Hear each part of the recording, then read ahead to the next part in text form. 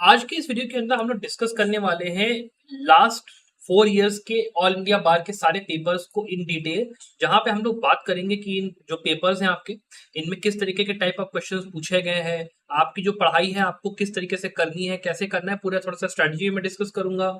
बताऊंगा भी कि आपको जो अपनी प्रिपरेशन करनी है उसमें किस तरीके की चीजों का ध्यान रखना है, सब कुछ हम लोग डिस्कस करेंगे।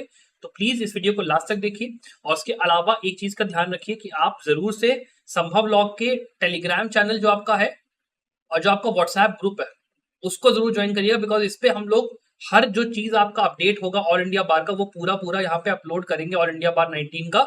तो प्लीज इसको याद से ज्वाइन कर लीजिएगा। यहाँ पे हम लोग क्वेश्चंस भी रोज पोस्ट करते हैं ताकि आपको अगर प्रैक्टिस करनी है अपना, आप वो प्रैक्टिस भी कर पाओ। तो प्लीज इसको जरूर ज्वाइन करिएगा। अब इस वीडियो के अंदर हम लोग जब बात करने जा रहे हैं तो 4 साल के जो आपके जो पेपर्स है ये आपको रिविजन करने में बहुत मदद देगा ये वीडियो आपका। तो इस वीडियो को मेरा आपको ये सजेशन रहेगा कि आप 2x स्पीड पे करके जरूर से देखें, मतलब थोड़ा सा धीमे धीमे, जो कि मैंने बोला है। तो दुगनी रफ्तार पे यूट्यूब पे आपके पास ऑप्शन है, आप उसको करके देखो। और ये पूरा आपका 4 जो आपके पेपर है एक ही बार में आपका रिवाइज हो जाएगा। वन स्टॉप सोल्यूशन है, सारे के सारे आपका जो रिविजन आपको सारे पेपर्स करना है ये पूरा पूरा मैं यहाँ पे आपको करा के दे दूंगा। 45-51 घंटे में आपका पूरा ही आपका काम हो जाएगा। तो प्लीज इसको आप करिए। अब चलिए बिना देर के वीडियो को शुरू करते हैं, पेपर्स डिस्कस करना यहाँ पे शुरू करते हैं।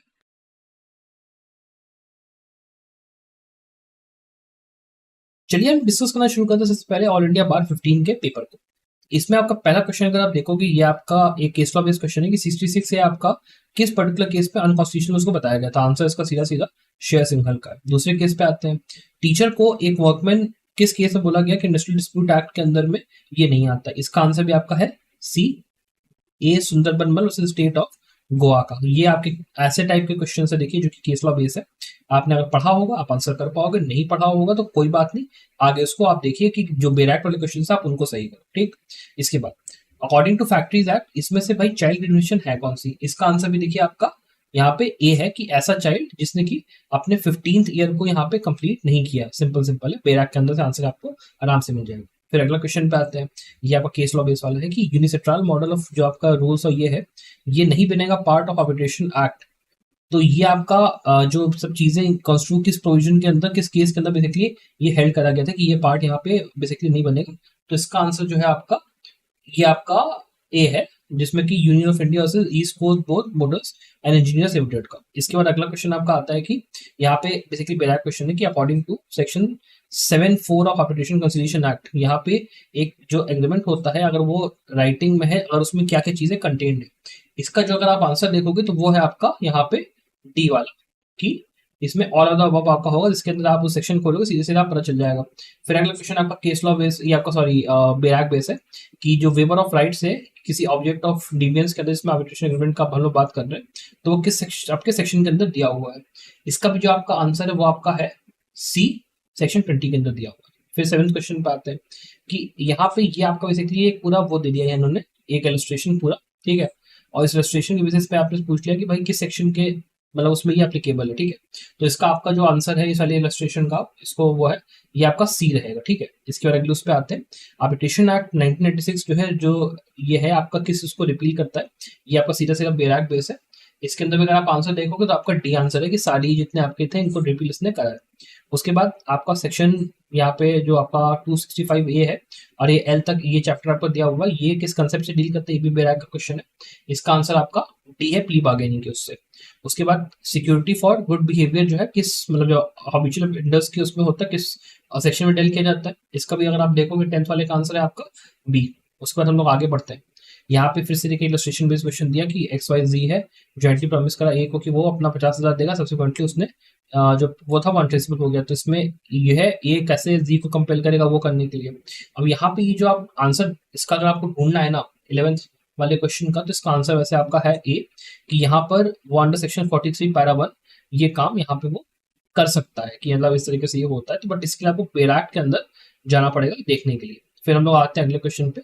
यहाँ पे बेसिकली ये कॉन्ट्रैक्ट वाले क्वेश्चन अगर आप देख रहे हो तो शुरू हो चुके हैं। यहाँ पे पहले अगर आप देखोगे शुरुआत में तो यहाँ पे आपके आर्बिट्रेशन के क्वेश्चन थे, उसके बाद आपके सीआरपीसी कुछ क्वेश्चन यहाँ पे इन्होंने डाले और उसके बाद इन्होंने कॉन्ट्रैक्ट के अंदर उसको आना यहाँ पे शुरू कर दिया है।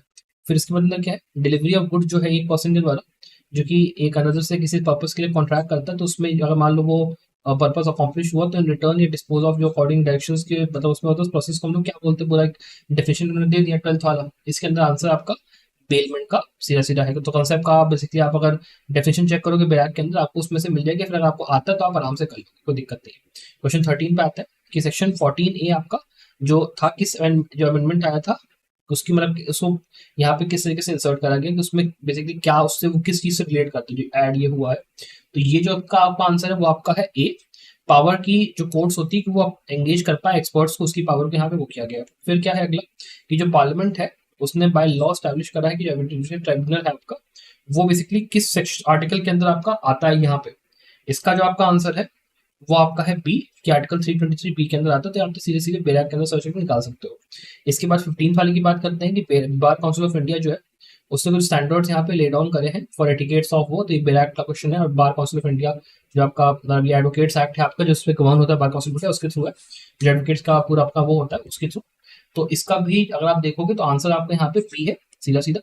फिर हम लोग आगे आते हैं यहाँ पर कि अकॉर्डिंग सेक्शन 49 जो आपका है बार काउंसिल के जो इंडिया है उसको यहाँ पे रूल्स जो है कैसे मिलती है एडवोकेट्स एक्ट के अकॉर्डिंग में, तो इसका पूरा इन्होंने पूरा 4 वो दे दिए। अब इसका भी अगर आप देखोगे 16 वाले का तो आंसर आपका डी है ऑल ऑफ द अबव। तो ये आपको सीधे सीधे बैराक के अंदर से ही सेक्शन 49 पढ़ोगे आराम से मिल जाएगा। फिर क्या है सेक्शन 17 पे आते हैं requisites for a valid adoption. ठीक है, इन्होंने यहाँ पे देना शुरू करा अडॉप्शन मेंटेनेंस एक्ट के क्वेश्चंस को, तो यहाँ पे 4 इन्होंने उठा के सीधे सीधे कंडीशन दे दी। फिर कहा कि भैया बता दो किस सेक्शन में ये चीज दी हुई है। आंसर की बात करें तो इसका आंसर आपका ए है 6 of Hindu adoption maintenance act आपका। ठीक, 18वें क्वेश्चन पे आते हैं मुस्लिम वुमेन प्रोटेक्शन जो आपका ये एक्ट है उसके अंदर जो प्रोनाउंसमेंट होता है तलाक को वो डिफाइन करा गया है किसके अंदर में, जो आपका मतलब उसमें ये चीज कि अगर ये बोला गया तो इसका जो रिजल्ट होगा वो क्या होगा, बेसिकली जो ये पूरा चीज है इस तरीके से किया गया है अगर तो उसको बेसिकली अगर आप देखोगे 18 वाले क्वेश्चन को, इसका आंसर आपका डी है कि ये आपका जो पूरा चीज होगा ये वॉइड होगा, कॉग्निजेबल होगा, कंफर्टेबल एक ऑफेंस आपका होगा। ठीक, इसके बाद आप अगर हम लोग बात करें अगले उसकी Hindu section act amendment act की इन्होंने बात कर दी सीधे सीधे। इसके अंदर जो है विमेन के लिए मतलब क्या क्या वो प्रोवाइडेड है आपके। ठीक है, यहाँ पे क्या क्या चीजें इसमें दी हुई है, तो ये सारी सही चीज दी हुई है। अब इसके अंदर बेसिकली पॉइंट यही है कि इसका जो एक्ट है आपका उसके अंदर अगर आपको मान लो आपको बैराक टाइम है और अगर आप जल्दी से ढूंढ पाए तो अलग बात है, फिर अगर आपको आता है तो अलग बात है। बाकी आपको यहाँ पे तुक्का लेना है, ये बात आप समझ के चलो इस टाइप के क्वेश्चन में। और यहाँ पे भी अगर चेक करोगे तो आंसर आपके यहाँ पे all of the above D है। तो मतलब आप ये भी चेक करोगे कि काफी क्वेश्चन में ना आंसर आपका ऑल ऑफ दी अबव ही यहाँ पे दिया हुआ है। तो वो भी एक काफी एक अच्छा मतलब होता है कि मान लो आपको मान लो कि क्वेश्चन नहीं है तो आप उसमें कंफ्यूजन में हो कि भाई क्या लगाओ ना लगाओ, ऑल ऑफ दी अबव लगा के चले आओ, मैक्स टू मैक्स गलत होगा पर उसमें नंबर आपका नेगेटिव तो जाएगा नहीं, कोई दिक्कत है नहीं उसकी। ठीक, सेक्शन 20 पे आ जाते हैं, मतलब क्वेश्चन नंबर 20 पे। सेक्शन 25 जो है क्या प्रोवाइड करता है भाई यहाँ पे, तो इसका आंसर आपका है बी कि परमानेंट एलिमनी और जो मेंटेनेंस होता है वो प्रोवाइड होता है। फिर 21 के ऊपर आ जाते हैं कि जो हिंदू वाइफ होती है वो अपने बच्चों के साथ अगर मान लो रह रही है और जो बच्चे हैं उसके उनको बिना किसी असिस्टेंस यहाँ पे वो लेके आई, बिना अपना हस्बैंड से अलग अलग रही है तो उसको जो सेपरेट रेजिडेंस और मेंटेनेंस का नॉलेज मतलब किसके अंडर वहाँ पे वो मिलेगा। और ये आपका जो है इसका आंसर आपका है सी कि 18+2 के अंदर ये आपको मिलता है, कि आपको 18+2 के अंदर मिलता है। अब इसके बाद अगर हम लोग बात करते हैं इसके आगे क्वेश्चंस की तो आपका सेक्शन नंबर यहाँ पे क्वेश्चन नंबर 22 आता है कि जो इम्पोजिशन होता है कंपनसेटरी कॉस्ट का विद रिस्पेक्ट टू फॉल्स और वेक्सेशियस क्लेम्स वो आपको किस उसमें सीबीसी के सेक्शन के अंदर मिलेगा। तो इसका अगर आप आंसर देखोगे तो वो आपका है बी सेक्शन 35A के अंदर। इसके बाद सेक्शन 23 है कि जो प्रोविजंस होते हैं सीपीसी के वो सब्स्टिट्यूट मतलब जो आप सब समन्स का सब वो होता है वो किसके अंदर होता है, किस ऑर्डर रूल के अंदर होता है वो दिया हुआ है। इसका अगर आप आंसर देखोगे तो आपका है सी ऑर्डर 5 रूल 20। इसके बाद द क्वेश्चन इज कि ये जो है बी को 10,000 रुपए ओ करता है विच the following statement relevant in the advertise act. Advertise act का क्वेश्चन सीधे सीधे दिया गया, इलस्ट्रेशन बेस आपका है सीधा सीधा।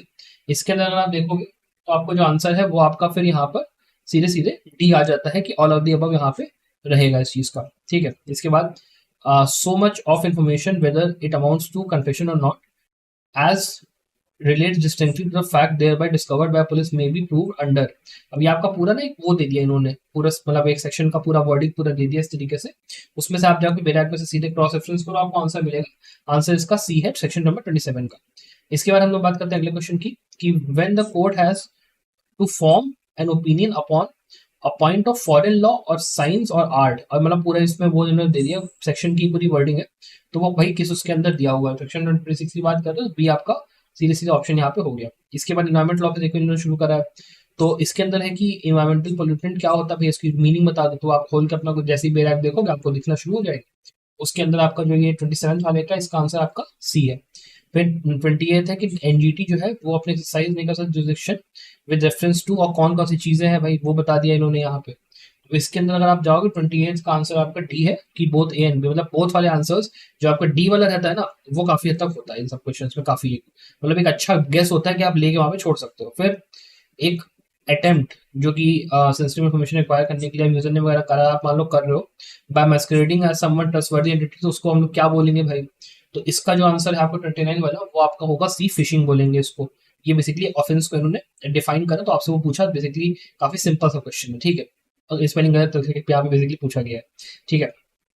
30th क्वेश्चन, प्ली बार्गेनिंग जो है एप्लीकेबल होगी किस पर्टिकुलर उस केस में कि ऑफेंस उसकी कितनी आपकी रहेगी, ये सीधा सीधा दिया हुआ है। अब इसके अंदर अगर आप देखोगे सेक्शन आपका सेक्शन 30 वाला है, इसका आंसर है 7 ईयर्स का। फिर आपका 31st पे आ जाते हैं क्वेश्चन पे कि अगर आप बेसिकली इन्होंने पूरा का पूरा वो दे दिया यार केस का ना, एक पूरी हेल्डिंग दे दिया, पूरा कोर्स दे दिया और पूछ लिया कि किस केस में से भैया ये आपका उठ के आएंगे।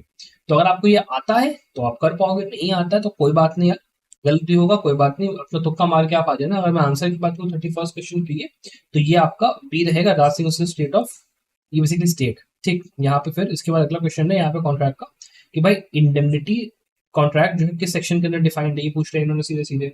अब इसका भी जो आपका आंसर है वो आपका है ए, सेक्शन 124 ऑफ आपका इंडियन कॉन्ट्रैक्ट एक्ट। बाकी यहाँ पे सेक्शंस आपके और भी दिए हुए थे, अपना आप देख सकते हो। फिर पीक वर्सेस गर्नी जो है किस चीज का एक फेमस केस है भाई, ये बता दो। आईपीसी के अंदर का थोड़ा सा अपना वो है, तो इसका जो आपका आंसर है वो आपका है बी का, ठीक है, फ्रॉड का। अब इसके बाद चलिए हम लोग आगे के हम लोग क्वेश्चन यहाँ पे देखते हैं सेक्शन ये अपना क्वेश्चन नंबर 34 को। तो इसके अंदर अगर आप देखोगे तो विच यहाँ पे सीआरपीसी के प्रोविजन के अंदर डील करता है कि भाई कन्फेशन जो होते हैं वो कैसे मतलब रिकॉर्ड अपना ये हो रहा है अपने चीजों का। अब इसका जो आंसर है वो आपका है बी 164। फिर अगला क्वेश्चन ये है सीआरपीसी का सॉरी आ गया कि attachment of property of person जो है जो कि एब्सकॉन्ड कर रहा है उसके सेक्शन के अंदर होता है। तो जो 35th है उसका आपका आंसर है ए, सेक्शन 83 के अंदर। फिर मजिस्ट्रेट जो है डिस्पेंस कर सकता है personal attendance of accused, under which section यहाँ पे सीधे सीधे पूछा गया, विराट कोहली देखिए आपका सी आंसर होगा 205। फिर जो सुप्रीम कोर्ट है वो ट्रांसफॉर्मेटिव कॉन्स्टिट्यूशनलिज्म इन्वोक उसने किस पर्टिकुलर केस के अंदर इसमें से किया था। काफी वैसे ये आपका ऐसा क्वेश्चन है कि अगर आपने अच्छे से पढ़ाई करी आपको हो जाएगा। नवतेज सिंह जौहर इसका आंसर है। इसके बाद provisions of Indian penal code apply to offence committed, यहाँ पे बेसिकली प्लेस की बात हो रही है कहाँ पे बेसिकली वो अप्लाई करेगा। तो यहाँ पे बेसिकली इसका जो आंसर है आपका क्वेश्चन नंबर 38 का वो आपका है D, all of the above. तो ये काफी आप बेसिकली पैटर्न यहाँ पे रिपीट होते हुए देख रहे हो। फिर क्या है सेक्शन नंबर 105 यहाँ पे जो है सीआरपीसी किस चीज के साथ यहाँ पे डील करता है, सेक्शन आपका क्वेश्चन नंबर 39 इसका आंसर आपका है for future property in certain cases का। उसके बाद क्वेश्चन नंबर 40 पे आते हैं। यहाँ पे है कि जो bar to take cognizance after lapse of notice period is dealt under, किस पर्टिकुलर सेक्शन के अंदर ये चीज डेल्ट होती है। तो इसका आंसर भी आपका है डी। तो यहाँ पे बेसिकली अभी तक देखिए हम लोग इतना पेपर डिस्कस कर चुके हैं, तो मेरे हिसाब से देखिए यहाँ पे कितने सारे सेक्शन ऐसे हैं और क्वेश्चंस आपके हैं जो कि आप सीधे सीधे बैराक के अंदर उसमें खोल के देखोगे ना आपका आराम से आंसर निकल के आ जाएगा। इस पेपर में ऊपर डिफिकल्टी नहीं होगी कि भैया ये नहीं है वो नहीं है, बस कुछ ही गिने चुने क्वेश्चन है जहाँ पे आपको सही में क्वेश्चन की नॉलेज होने की यहाँ पे जरूरत है। अब चलिए आगे यहाँ पे देख लेते हैं डिग्री होल्डर भैया कौन होता है बता दो। 4 यहाँ पे ऑप्शन दे दिए कि ऑब्वियस सी बात है 41st आपका क्वेश्चन, इसका आंसर आपका ए है। एनी पर्सन जिसके फेवर में डिग्री यहाँ पे पास हुई है या फिर एक ऑर्डर है जहाँ पे वो केपेबल ऑफ एग्जीक्यूशन यहाँ पे बना दिया गया है। उसके बाद यहाँ पे आईपीआर आ गया कि भाई पेटेंट जो है इनमें से कौन सी चीज पेटेंटेबल नहीं है, सीधे सीधे बता दो। इसके अंदर आपका आंसर यहाँ पे है डी, सीधा सीधा, बिकॉज इसके लिए आपको एक्ट थोड़ा सा अगर पता होगा तो आप जल्दी बता पाओगे। फिर यहाँ पे पूछिए कि वीपो जो है उसको यहाँ पे रिप्लेस जो है किस उससे किया गया वीपो को, तो इसका आपका ऑप्शन दिए हुए हैं, गैट दिया है, उसके बाद आपका बीपीआरआई टीपीआर और पीसीटी यहाँ पे दिया हुआ है यहाँ पे आपका। तो इसका जो आपका आंसर है 43rd क्वेश्चन का वो है आपका बी, ठीक है। उसके बाद आपका Anuradha Bhasin versus union of India का जो केस था वो किस पर्टिकुलर उससे यहाँ पे डील करता है ये बता दो भाई। अब इसका जो आंसर है आपका 44th वाले का वो है आपका ए, कि जो गवर्नमेंट ने यहाँ पे इंटरनेट शटडाउन करा था उसको हटाने के लिए। फिर सेक्शन 66 ए जो था उसको स्ट्राइक डाउन करा गया था, किस केस के अंदर किया गया था। इसका भी आंसर आप बेसिकली ये समझ लीजिए कि यहाँ पे डी है। तो इसके क्वेश्चन यहाँ पे देखिए पहले भी जो फर्स्ट क्वेश्चन आपने जब देखा था ना उससे ही ये थोड़ा सा रिलेटेड आपका है, तो ये रिपीटिशन ऑफ क्वेश्चन भी थोड़ा सा यहाँ पे आपको देखने मिलता है यहाँ पे, ठीक है।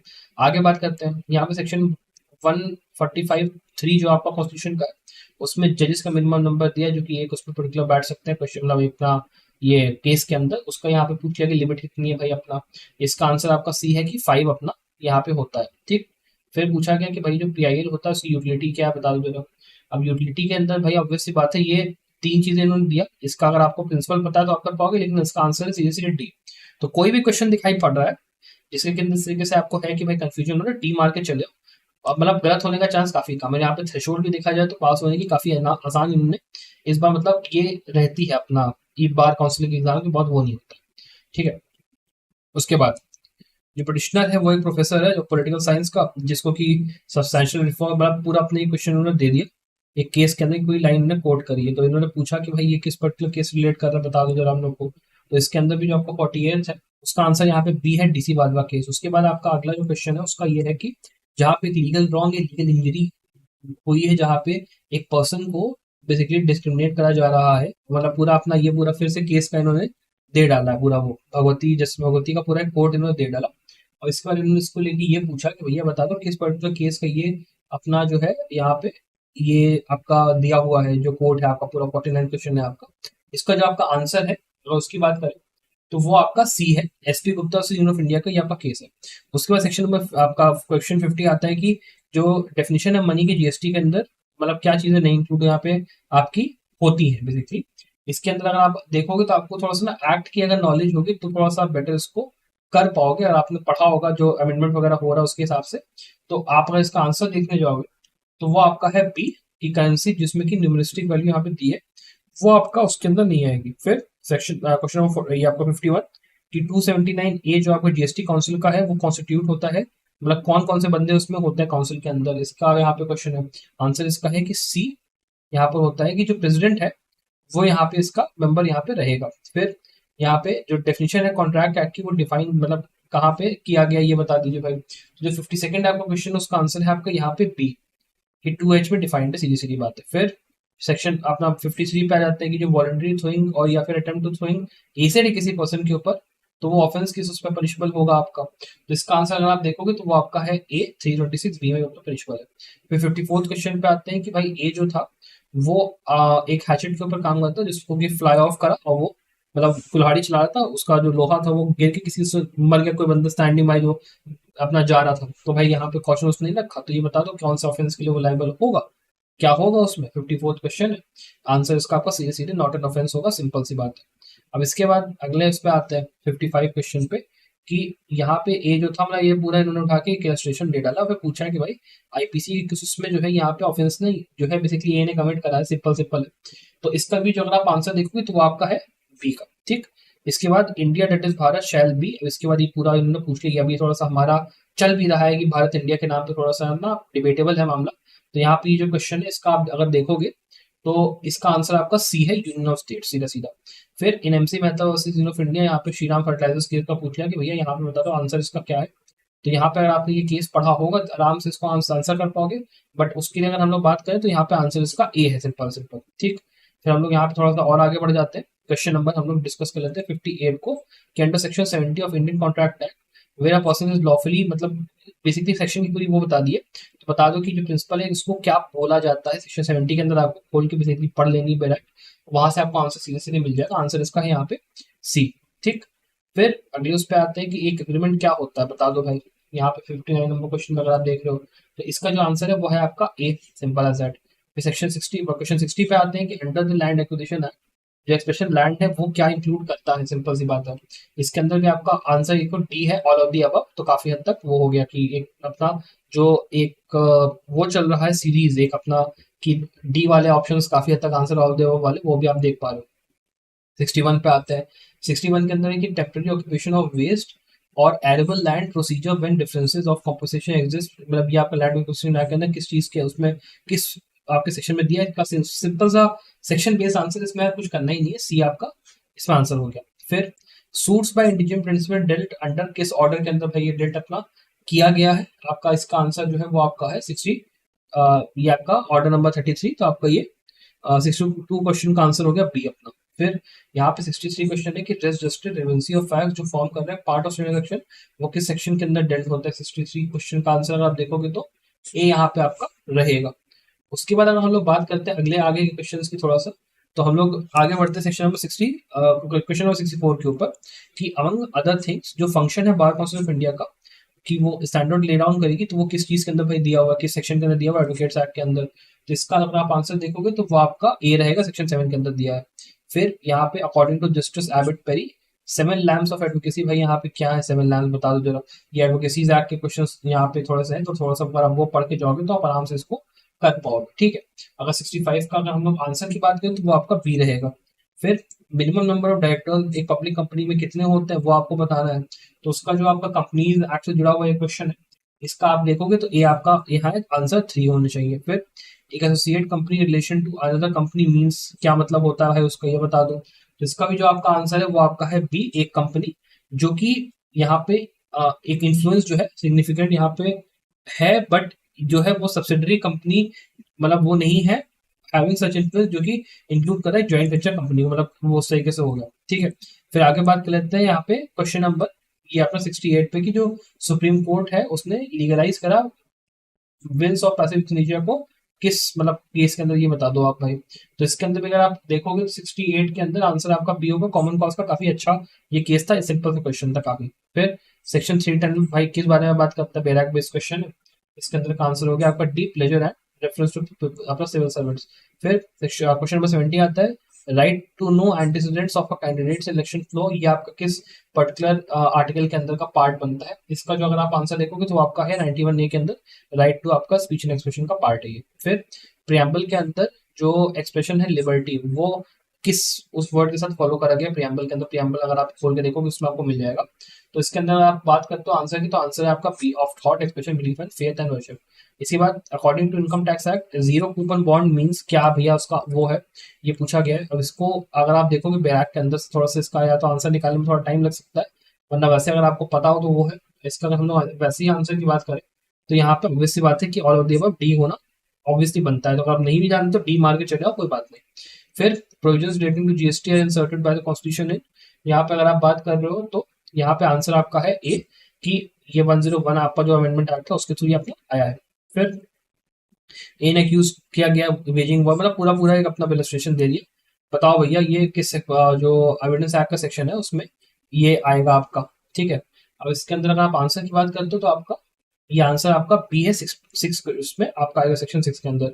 फिर 110 जो आपका एविडेंस एक्ट है वो डील करता है किस उसके साथ ये बता दो बस अपना, इसका आंसर आपका सी रहेगा। फिर सेक्शन आपका ये क्वेश्चन नंबर 76 में कि सेक्शन 113 जो आपका एविडेंस एक्ट का है वो डील करता है किस चीज के साथ, बेरैक बेस्ड क्वेश्चन, सिंपल सा है। इसका अगर आप आंसर देखोगे तो वो आपका यहाँ पे क्वेश्चन नंबर 76 का रहेगा D, presumption as to abetment of suicide by married woman, simple as that. फिर सेक्शन नंबर अपना क्वेश्चन नंबर 77 की with the following case offence of sedition के अंदर ये आपका ये मतलब दिया हुआ है कौन सा अपना नहीं है। इसका आंसर भी ऑब्वियसली आपका डी है 77 का कि सारे ही केसेस जो ऊपर के वो सारे के सारे आप इसके अंदर मान के चलोगे। फिर डिलिबरेट और malicious acts intended to outrage religious, मतलब ये पूरा वो दे दिया गया कि भाई ऑफेंस बता दो कौन सा है, सिंपल एज दैट। इसका भी अगर आप आंसर की बात करो तो बी आपका यहाँ पे आंसर हो गया। अब इसके बाद हम लोग देखते हैं अगले क्वेश्चन को, सेक्शन नंबर आपका क्वेश्चन नंबर 79 आता है कि सेक्शन 29 आपका जो सीआरपीसी का है उसके अंदर जो मजिस्ट्रेट होता है वो जो है ऑथराइज्ड बाय लॉ सेंटेंस पास करने के लिए एक्सेप्ट किस पर्टिकुलर केस में। तो इसका अगर आप आंसर देखोगे तो वो है आपका D, all of the above में, सिंपल एज दैट। फिर यहाँ पे suit file by an alien under CPC जो है किस उसके अंदर डेल्ट होगा, इसका अगर आप आंसर देखोगे तो वो आपका है डी, सेक्शन 83 के अंदर। फिर 81 पे आता है an order issued by court under civil procedure act, इतना इतना। सेक्शन 46 आपका रिकवरी ऑफ अमाउंट जो जजमेंट क्रेडिटर होता है उसको लोन किस चीज के लिए, मतलब क्या उसको बोला जाता है बेसिकली उस चीज को, तो वो आपका जो है वो आपका बी रहेगा आंसर, कार्निशी ऑर्डर उसको कहलाता है। फिर क्वेश्चन नंबर ये अपना क्वेश्चन 82 पे आते हैं कि सेक्शन 88 जो है डेट ऑर्डर आपका 35 ऑफ सीपीसी ये आपका डील करता है किस चीज के साथ में ये बता दो आप। तो बेरैक बेस्ड क्वेश्चन है सीधा सीधा, इसका भी अगर आप देखोगे तो आंसर आपका इसमें है इंटरप्लेडर सूट, सीधा सीधा। फिर विस मेजर क्या होता है भैया ये बता दो, सिंपल एज दैट, मतलब क्या होता है उसका। इसके अंदर भी आपका answer obviously act of God है, कोई बड़ी बात नहीं उसमें। फिर the classical doctrine of act of state in taught means act की मतलब एक्ट ऑफ स्टेट क्या होता है वो आप डिफाइन करो। इसका भी अगर आप आंसर देखोगे ए होता है कि जो सॉवरेन होता है वो एक कंट्री है जो कि चैलेंज या कंट्रोल या इंटरफियर मतलब बेसिकली वो अपना म्युनिसिपल कोर्ट के द्वारा उसमें नहीं हो सकता। फिर टॉट्स का अगला क्वेश्चन यहाँ पे फिर से आता है कि जो टॉट्स है उसमें एक पर्सन जो कि एड काउंसिल डायरेक्ट ज्वाइन नहीं हो रहा है कमिटेड ऑफ लॉफुल ऑफेंस में आर नोन एज, मतलब क्या उनको कहा जाता है। इसका भी अगर आप आंसर देखोगे तो बी आपका होगा, ज्वाइंट टॉर्ट फीजर्स इनको कहलाता है।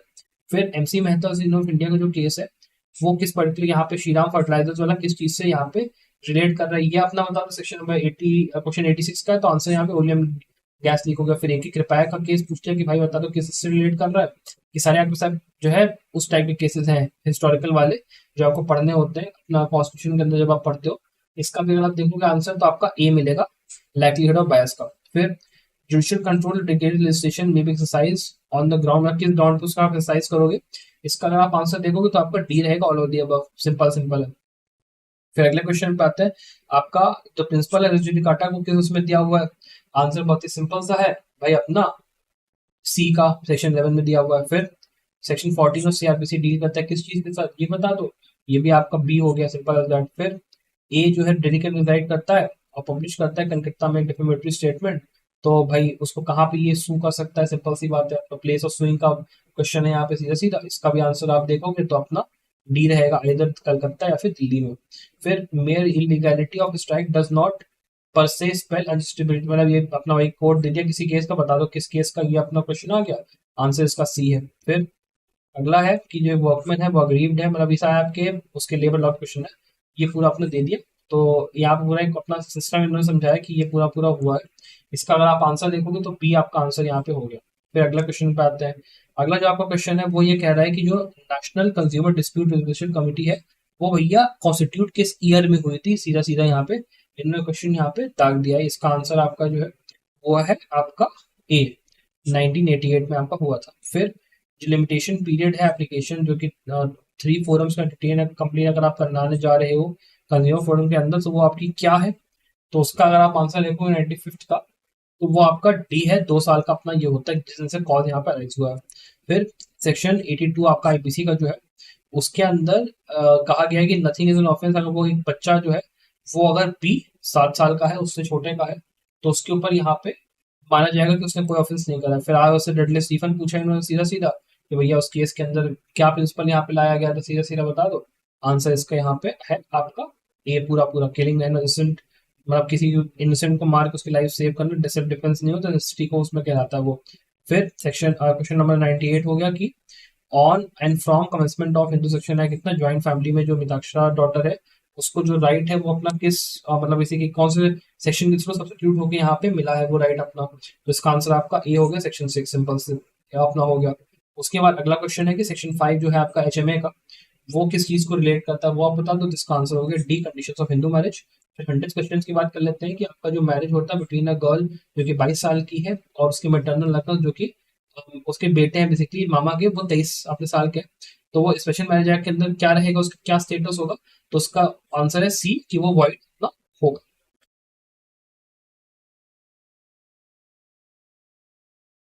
चलिए अब डिस्कस करना शुरू करते हैं ऑल इंडिया बार 16 का पेपर को। यहाँ पे देखिए आपको जो पहला क्वेश्चन है इसमें ये बोला गया कि भाई तो हिंदू मैरिज एक्ट है ये क्या चीज अलाउ करता है कि जब एक पिटीशन यहाँ पे फाइल हो रही है degree of restriction of conjugal rights की जो कि कोर्ट के थ्रू यहाँ पे पास कर दी गई है, फिर बाद में ये अप्लाई हो कैसे हो क्या हो उसको लेकर क्वेश्चन है।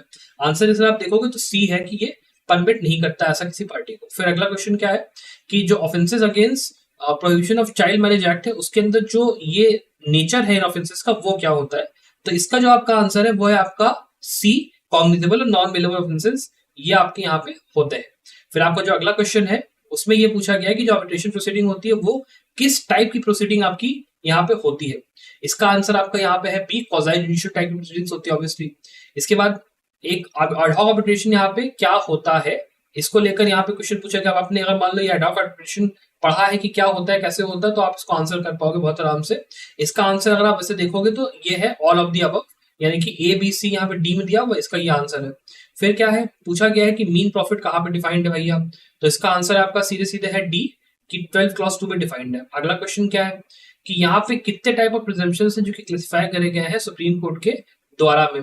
इसका आंसर जो आपका है वो है आपका डी कि ऑल ऑफ देम, यहाँ पे सारे के सारे प्रिजम्पशंस को यहाँ पे अलाउ करा गया सुप्रीम कोर्ट को कि वो इस तरीके से क्लासिफाई करके तो सारे के सारे वो यूज कर सकती है। फिर क्या है व्हाट इज लीगल, मतलब जो लीगल यहाँ पे डिसीजन था leading decision Maneka Gandhi case में वो यहाँ पे क्या था, किस चीज के ऊपर बेस्ड था, मेनका गांधी केस का क्वेश्चन है यहाँ पे। इसका आंसर आपका है यहाँ पे ये राइट ऑफ हेयरिंग को लेकर यहाँ पे वो ये था।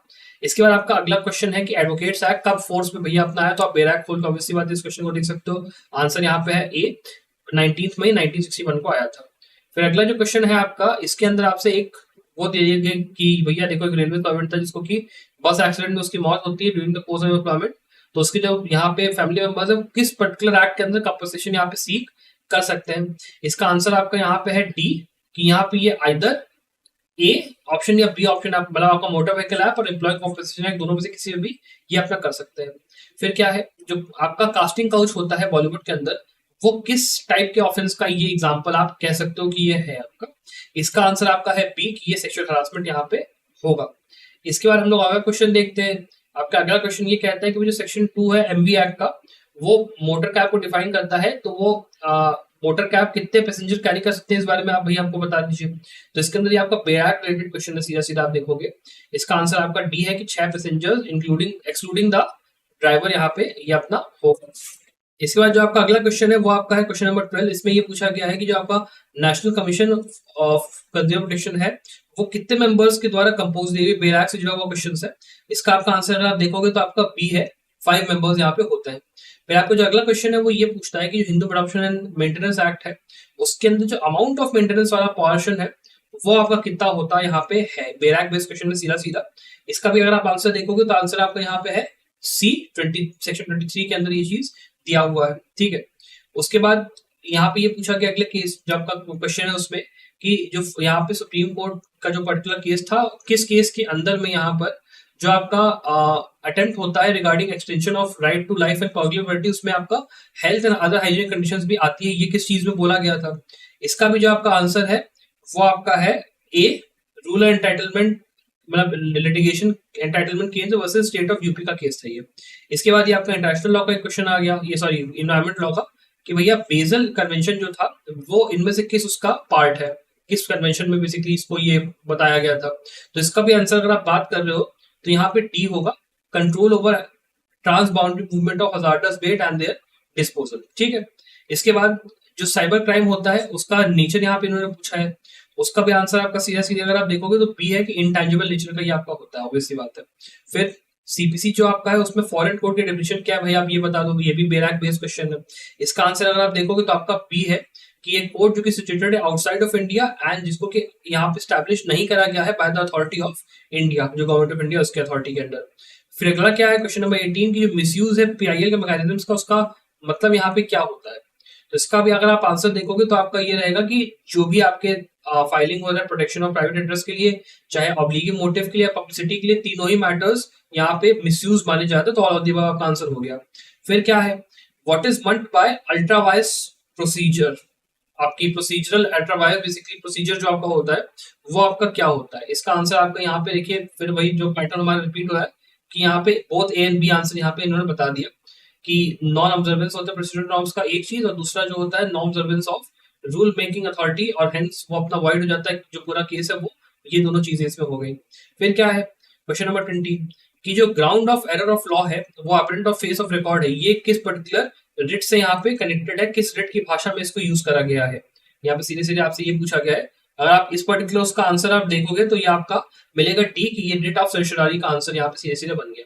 फिर क्या है, यहाँ पे जो आपका सीपीसी है आपको बेसिकली ये देखो मैच द फॉलोइंग वाले क्वेश्चन, अब इसमें देखो टाइम लगता है कि आप गए बैरक के अंदर से आपने 2 या 3 अगर एक बार पकड़ लिया ना, अगर आपको पहले से ही आता है कि भाई किस सेक्शन में क्या दिया, तो ये क्वेश्चन आपके लिए करना कोई बहुत यहाँ पे कठिन वो नहीं है, ठीक है। आपको चेक करना है कि कौन सी चीज यहाँ पे कहाँ पे दिया हुआ है, दैट इज इट। इसका भी अगर आप बात करोगे आंसर तो आपका यहाँ पे सी है, सेक्शन 9 है पेक्यूनियरी जुडिक्शन, ये थोड़ा सा आपका मिसमैच है।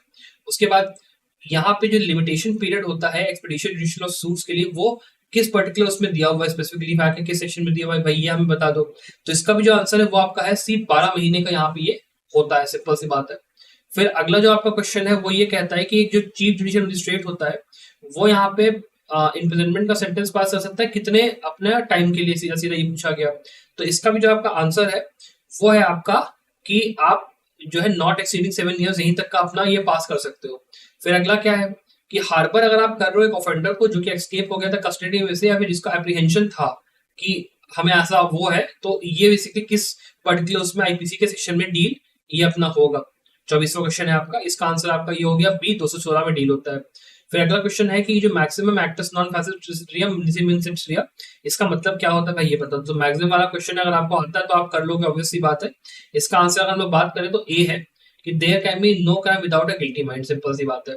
फिर यहाँ पे अगला जो क्वेश्चन है वो ये कहते हैं कि जो सेक्शन 73 है आपका आई इंटरनेट कॉन्ट्रैक्ट एक्ट का, वो किस पर्टिकुलर यहाँ पे केस से रिलेट कर रहा है। तो केस लॉ बेस्ड क्वेश्चन है, किस सेक्शन के अंदर क्या दिया हुआ है। तो इसका भी अगर आप आंसर देखोगे तो आपका ये हो गया सी, हेडली वर्सेस बैक्सनडेल का केस यहाँ पे हो गया। उसके बाद अगला क्वेश्चन है कि जो रिकवरी होता है इमूवेबल प्रॉपर्टी की, स्पेसिफिक इमूवेबल प्रॉपर्टी की, वो आप सीपीसी के अंदर जब आप ऑब्टेन करना चाहते हो तो कितने मतलब महीने के अंदर आपको ये चीज करनी है, ये चीज पूछा गया यहाँ पे। इसका आंसर आपका ये हो गया कि विद इन 6 मंथ्स आपको ये काम करना है। इसके बाद अगर हम लोग आगे बात करें अगले क्वेश्चन की, तो आप यहाँ पे ये देखते हो कि जो आप बेसिकली बात करते हो commissioner for rehabilitation resettlement under LARR act, ये आपका किस में आपका होगा, किसके अंदर ये चीज होगी। तो इसके अंदर आपका जो 22वें क्वेश्चन का आंसर है वो है आपका डी, स्टेट गवर्नमेंट जो है यहाँ पे अपॉइंट करती है इस चीज को।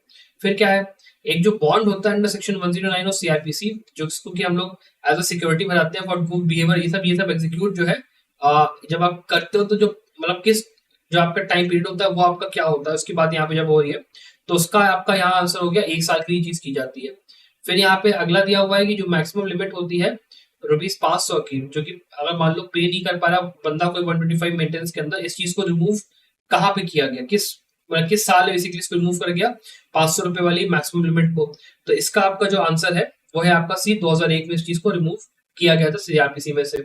अगला क्वेश्चन आपका ये है कि जो वीपो टर्म है आपका, जो आपका आईपीआर से जुड़ा हुआ एक ऑर्गेनाइजेशन है, उसका एग्जैक्टली जो फुल फॉर्म है वो अपना भाई बता दो। इसका इसका आंसर आपका है बी कि वर्ल्ड इंटेलेक्चुअल प्रॉपर्टी ऑर्गेनाइजेशन, ये आपका सीधे सीधे इसका आंसर है। अगला क्वेश्चन है कि हेल्थ एंड एजुकेशन सेस जो होता है वो कितने लोगों पे, ये बेसिकली इनकम टैक्स क्वेश्चन है, किसके ऊपर ये अपना एप्लीकेबल होता है। इसका आंसर है कि सारे जो आपके लोग होते हैं एसएससी, मतलब वो लोग जो कि अपना टैक्स वगैरह का वो कर रहे हैं, इन सबके ऊपर अप्लाई करता है। अगला क्वेश्चन क्या है कि जो कॉन्ट्रेक्चुअल लायबिलिटी होती है वो अराइज कहाँ पे होती है बेसिकली। तो उसके अंदर आप अगर देखोगे तो इसका आंसर जो है आपका तो वो है आपका बी, कि जहां पे एक इंटेंशन होता है लीगल रिलेशन क्रिएट करने का, वहां पे ये चीज होती है। अगला क्वेश्चन क्या है कि जो प्रोविजंस होते हैं सेक्शन 10 ऑफ सीपीसी के, वो किस नेचर के होते हैं। बेरैक बेस्ड क्वेश्चन है वैसे आपका ये, और थोड़ा सा अगर आपको नॉलेज है तो आप थोड़ा सा कर पाओगे इसको। इसका आंसर है आपका बी कि मैंडेटरी प्रोविजंस होते हैं। फिर अगला क्वेश्चन आपका हो गया कि जो कंस्ट्रक्टिव रेसिड्यू काटा होता है वो किस सेक्शन के अंदर आपका भैया दिया हुआ है। इसका आंसर आपका हो गया सीधा सीधा बी कि एक्सप्लेनेशन 4 ऑफ सेक्शन 11 में दिया हुआ है। फिर सेक्शन नंबर 36 पे क्वेश्चन 36 पे आते हैं। इसमें यह है कि जो फेमस प्रोनाउंसमेंट आई थी दिल्ली हाई कोर्ट की रिगार्डिंग आपके कॉन्स्टिट्यूशनलिटी किस सेक्शन में आपका दिया हुआ है, मतलब ये पर्टिकुलर जो केस है ये कौन सा है जिसमें कि 377 को यहाँ पे रिवर्स करा गया था, इसकी उसको दिल्ली हाई कोर्ट के जजमेंट को वो किया गया था, इसके बारे में बात हो रही है। तो इसका भी जो आपका आंसर है वो है आपका डी कि सुरेश कौशल से नास फाउंडेशन के केस में ये काम किया गया था।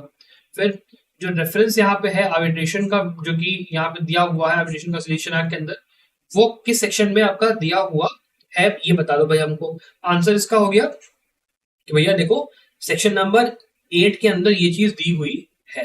फिर हम लोग बात करते हैं सेक्शन नंबर क्वेश्चन नंबर 38 की, कि यहाँ पे जो आपका सब्सिक्वेंट कंडक्ट होता है वो बेसिकली किस टाइप के उसमें जो है अप्लाई करता है, ये जो पर्टिकुलर पैरामीटर होता है किस उसमें अप्लाई करता है, ठीक है, मैटर किस चीज में करेगा। तो आप अगर इसमें बात करोगे तो आपका यहाँ पे जो आंसर है वो है कि ऑल ऑफ द अबव, कि सारी ही जितने भी आपकी ये 3 चीजें होती है इसमें ये आपका जो सब्सिक्वेंट कंडक्ट होता है किसी भी पर्सन का उसके अंदर उस ऑफिस मतलब उस केस में मैटर करेगा। फिर क्या है, जो फ्रीडम ऑफ रेजिडेंस है under article 19 of the constitution of India, वो यहाँ पे अवेलेबल है किस पर्टिकुलर क्लॉज के अंदर, भाई हमको ये जरा बता दो, ठीक है। इसके अंदर अगर आप देखोगे तो आपका आंसर है यहाँ पे ए कि 1, ये आपका ई में 19 क्लॉज 1 ई में ये आपका जो राइट है वो उतना दिया हुआ है, सिंपल एज दैट। इसके बाद हम लोग बात करते हैं आगे, जो आपका क्वेश्चन है वो ये है कि एविडेंस एक्ट के अंदर जो एडमिशन है वो किस पर्टिकुलर अपने सेक्शन में डिफाइंड है। तो उसकी आप जब बात करो क्वेश्चन नंबर 40 की, तो आपका आंसर यहाँ पे दिया हुआ है ए कि 17 में आपका ये आंसर आप बेसिकली डिफाइंड है, बेरैक बेस्ड क्वेश्चन था। फिर ये यहाँ पे फिर से केस लॉ बेस्ड क्वेश्चन आपका आ गया कि भैया देखो सुप्रीम कोर्ट ने ये किस केस में हेल्ड किया था कि जो इन्वेस्टिगेटिंग ऑफिसर होता है उसको अलाउ किया जाएगा कि वो रिकॉर्ड ऑफ इन्वेस्टिगेशन को यहाँ पे देख पाए। जिसकी भी अगर आप आंसर की बात करोगे तो आपका आंसर यहाँ पे है A Karnataka, state of Karnataka versus Yerappa Reddy, simple as that. 42nd question है कि अगर मान लो एक पार्टी है जिसने ऑब्टेन करा कोई ऑर्डर कि वो लीव कर दे, अमेंड जो मतलब जो लीव जो होती है ना आपको ग्रांट करता है कोर्ट की, आप लीव को अमेंड कर पाओ, जो कि यहाँ पे अमेंड हुई है same with in how many days उसको करना है, वो बेसिकली अलाउ नहीं करेगा court without the leave of the court. Basically जब वो काम अमेंड करने का नहीं कर पा रहा है तो उसके लिए वो चीज कहाँ पे ये बेसिकली दिया हुआ, मतलब कितना आपका डेज का मामला है वो आपका बेसिकली बात हो रही है। तो उसके लिए आप अगर चेक करोगे तो आपका आंसर यहाँ पे रहेगा कि भैया देखो यहाँ पर आपको जो है बेसिकली 14 डेज मिलते हैं इस काम को करने के लिए। उसके बाद आपका 43rd जो क्वेश्चन है उसमें बात होती है कि जो पनिशमेंट होती है एडवोकेट्स के लिए जो मिसकंडक्ट करते हैं वो कहाँ पे दी हुई है एडवोकेट्स एक्ट के अंदर। तो यहाँ पे अगर आप देखोगे तो आपका यहाँ पे सी है कि 35 जो आपका सेक्शन है उसमें ये चीज आपका दिया हुआ है यहाँ पर। फिर हम लोग अगले क्वेश्चन की अगर बात करते हैं तो उसमें दिया हुआ है कि जो आपका सेक्शन किस सेक्शन ऑफ आईपीसी के अंदर जो प्रोफेशनल नेग्लिजेंस होती है वो यहाँ पे रहती है, मतलब उसका पूरे यहाँ पे क्वेश्चन के अंदर दिया हुआ है कि क्या क्या चीजें यहाँ पे है। तो ये आपका जो आंसर है यहाँ पे वो उसका है बी का, कि ये 304A के अंदर आपका ये चीज दिया हुआ है। उसके बाद अगर हम लोग अगला क्वेश्चन देखते हैं तो जो आपका अगला वाला क्वेश्चन है ये वाला यहाँ पे बार काउंसिल ने अपनी तरफ से इसको डिलीट कर दिया था, तो इस क्वेश्चन से हमें मतलब है नहीं भाई, सीधी सी बात है, यहाँ पे इस क्वेश्चन से हमको कोई लेना देना यहाँ पर नहीं है, ठीक है। इसके बाद अगर हम लोग बात करते हैं आगे तो यहाँ पे जो अगला क्वेश्चन है 46 वाला, उसमें बात हो रही है कि परपेचुअल सेक्शन जो आपका इंजंक्शन होता है वो ग्रांट किस उसमें होता है। इसके अंदर मतलब जो आपका आंसर है 46 वाले क्वेश्चन का वो है आपका डी, कि all of the above cases, मतलब आप देखोगे भाई पैटर्न आपका फॉलो हो रहा है ऑल ऑफ द अबव को बेसिकली आंसर बना देने का, कि जहां पे डिफेंडेंट ट्रस्टी है प्रॉपर्टी का, जहां पे नो स्टैंडर्ड नहीं बता पाया एक्चुअल डैमेज असर्टेन करने का, फिर जहां कंपनसेशन जो था वो एडवोकेट रिलीफ मतलब अफोर्ड नहीं कर पा रहे तो उस तरीके से।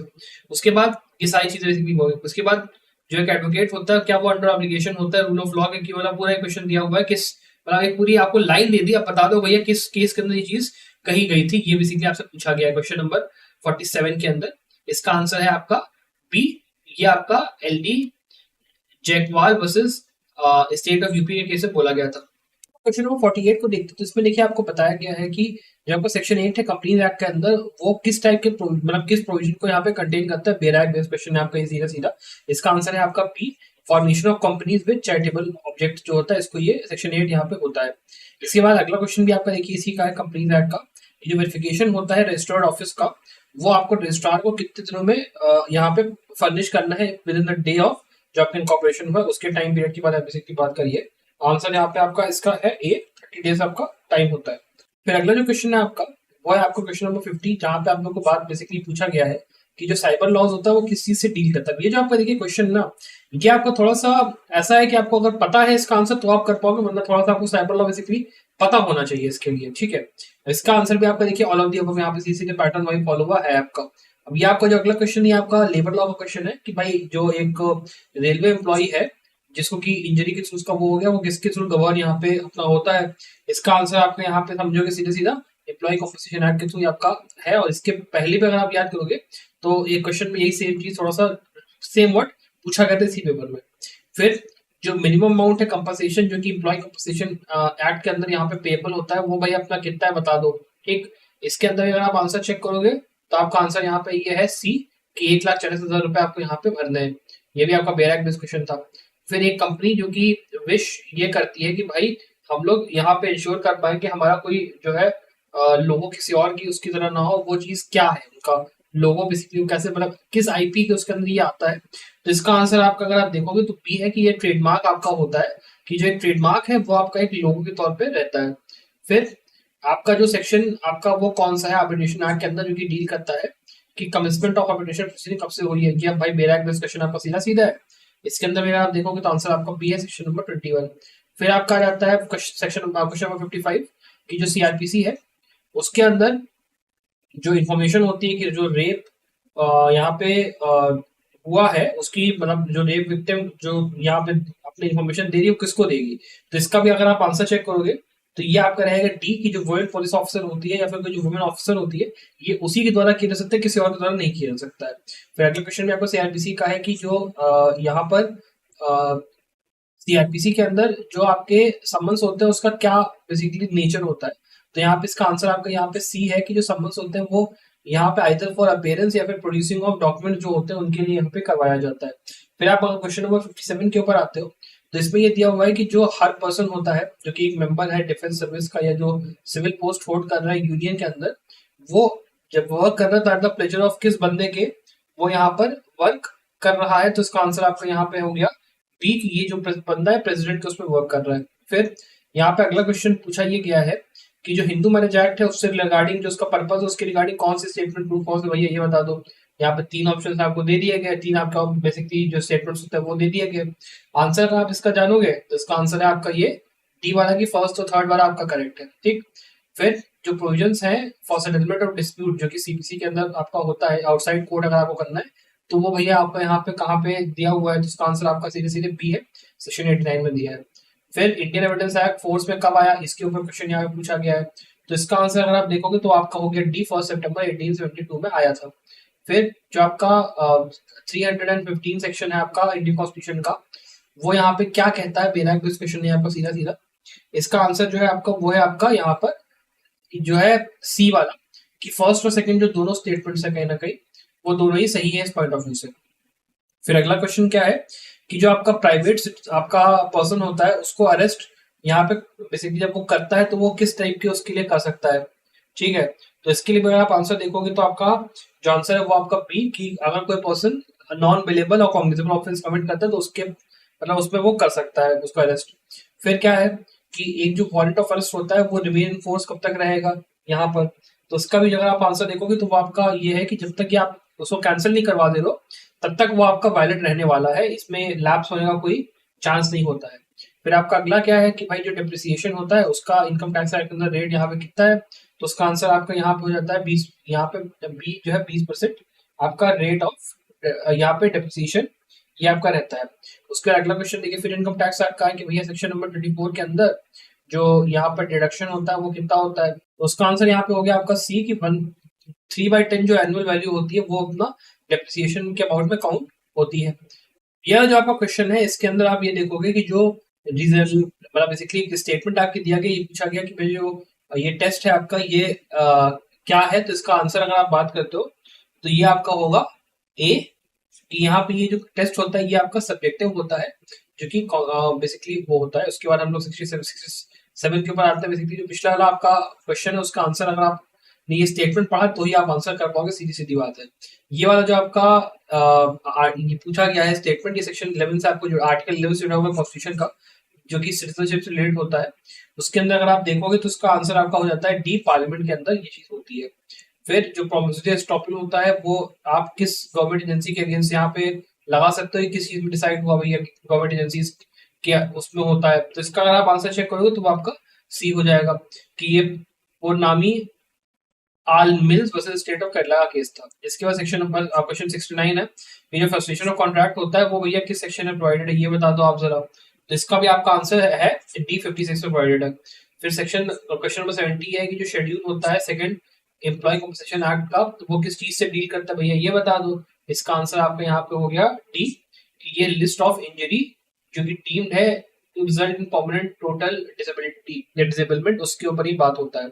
उसके बाद सेक्शन आपको क्वेश्चन नंबर 71 आता है कि जो एडमिशन है वो आप किस पर्टिकुलर उसमें इसको कैटेगराइज कर सकते हो कि वो जो लिया जाता है एडमिशन वो किस में होता है, तो इसका जो आपका आंसर है वो है आपका D both ANP extra judicial और जुडिशियल दोनों ही आपका होता है।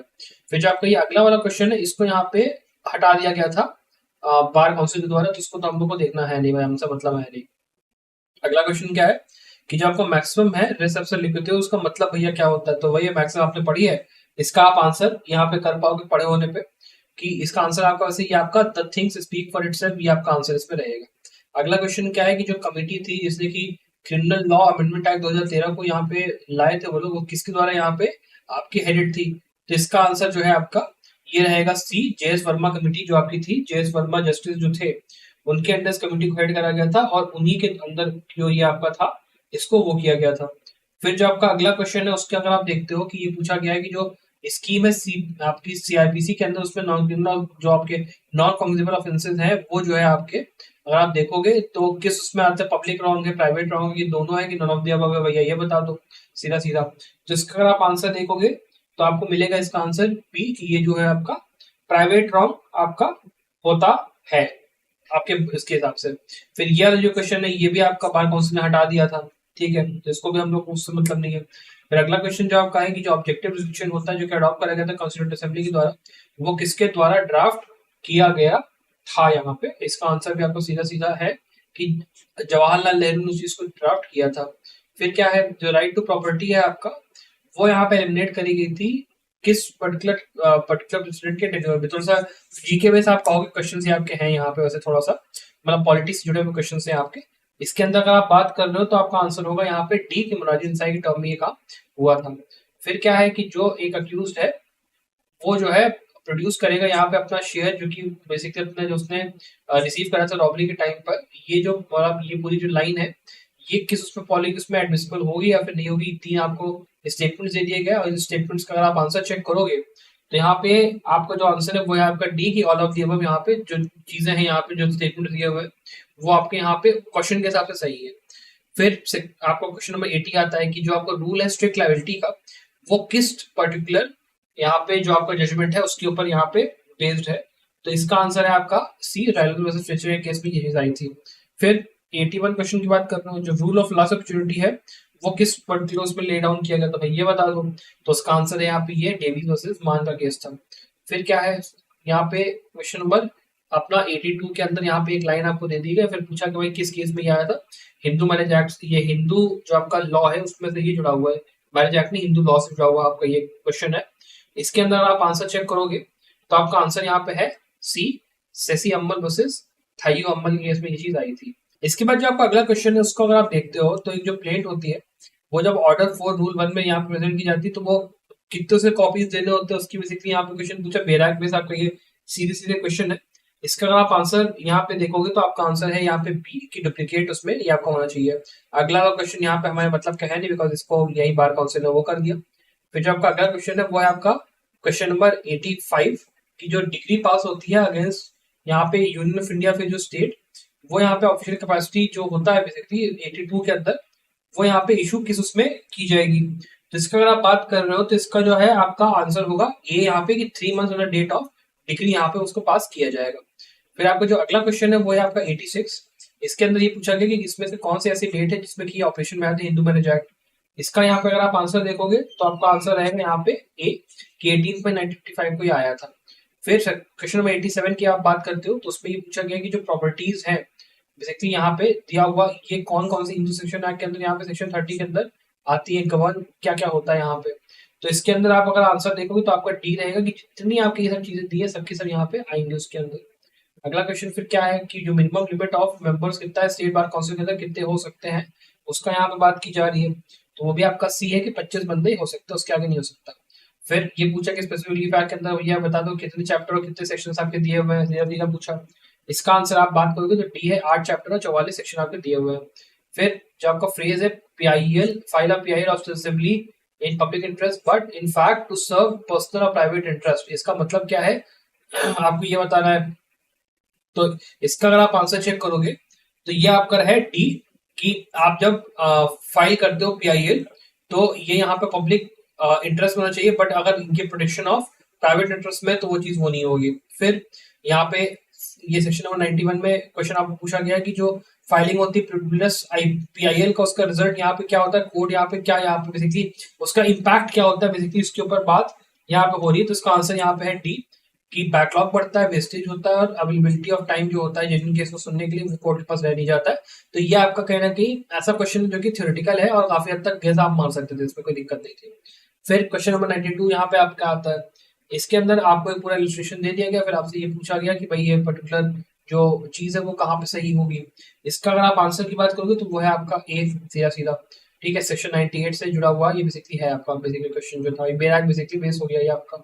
इसके बाद क्वेश्चन नंबर 93 की बात करते हैं, जो प्रोटेक्शन अगेंस्ट आपका अरेस्ट होता है सर्टेन केसेस में वो आपका किस आर्टिकल में दिया हुआ है, यहाँ पे ये इनसे पूछा गया है। तो इसका आंसर आपका यहाँ पे है सी, आर्टिकल नंबर 22 में दिया है। फिर आपका जो आर्टिकल 300 ए है आपका राइट टू प्रॉपर्टी वाला वो किस उसके थ्रू ऐड हुआ था यहाँ पे कॉन्स्टिट्यूशन में, ये आपसे पूछा गया है। इसका आंसर आपको सीधे सीधे ए हो गया, 44th अमेंडमेंट में आया था। फिर इसमें से कौन सा ऐसा सेक्शन है मुस्लिम पर्सनल लॉ एप्लीकेशन जो आपका एक्ट है जो यहाँ पे अमेंड हुआ है सेक्शन 6 के द्वारा, जो डिस्ट्रीब्यूशन एक्ट आपका था उसके अंदर से ये आपका हुआ है। तो इसके अंदर अगर आप आंसर चेक करोगे तो वो आपका है बी, यहाँ पे सेक्शन नंबर 5 के थ्रू। फिर आपका जो 96 वाला क्वेश्चन है उसको यहाँ पे बार काउंसिल ने डिलीट कर दिया, उससे मतलब नहीं है। फिर आगे आते हैं क्वेश्चन नंबर 97 पे, कि जो यहाँ पे 465 है आपका सीआरपीसी, उसके अंदर मतलब यहाँ पे भी ये बेसिकली चीजें जो होती है, जो डिफेक्ट्स होते हैं, वो क्योर किन केसेस में यहाँ पे किए जा सकते हैं। तो यहाँ पे अगर आप आंसर चेक करोगे तो ये आपका पी है, कि जहाँ पे रीडिंग एंड रिकॉर्डिंग हुआ है एविडेंस का, जो कि एक ही केस में हुए थे, और जब एक ही कंपेरिजन केस में उसको डाल दिया गया तो उस केस में ये आपका होगा। इसके बाद जब आप अगला क्वेश्चन देखोगे तो वो आपका पूछता है कि इसमें से कौन सा जो वो है स्टेटमेंट्स वो आपका डिनोवो ट्रायल्स के अंदर होल्ड ट्रू करता है। तो इसका आंसर आपका ये हो गया बी, कि एक डिनोवो ट्रायल के अंदर जो कि लास्ट रिजॉर्ट बेसिकली होता है उसको उसमें किया जाना चाहिए। फिर आपका अगला क्वेश्चन है वो ये है कि लैंड एक्विजिशन एक्ट के अंदर जो सेंट्रल गवर्नमेंट है वो पब्लिक पार्टनरशिप उसके लिए कितने जो है यहाँ पे जो फैमिलीज होती है उनको ये यहाँ पे बेसिकली कंसेंट होना चाहिए कि वो उसको अफेक्ट करे उस चीज को। तो इसका आंसर आपका हो जाएगा बी 70% का। फिर लास्ट पूछा है कि जो कंपनी है वो डोमेस्टिक कंपनी अगर है तो वो कितना इनकम टैक्स यहाँ पे देगी, तो इसका यहाँ पे आंसर है यहाँ पे 40% का।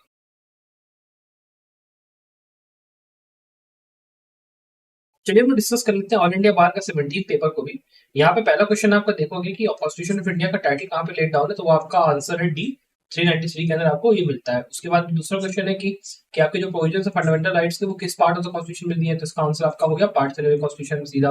फिर यहाँ पे जो अमेंडमेंट एक्ट है आपका एंटी वाला वो किसके थ्रू आया था, इसका आंसर आपका सीधे सीधे बी हो जाएगा, 52nd कॉन्स्टिट्यूशन अमेंडमेंट एक्ट के थ्रू आया था।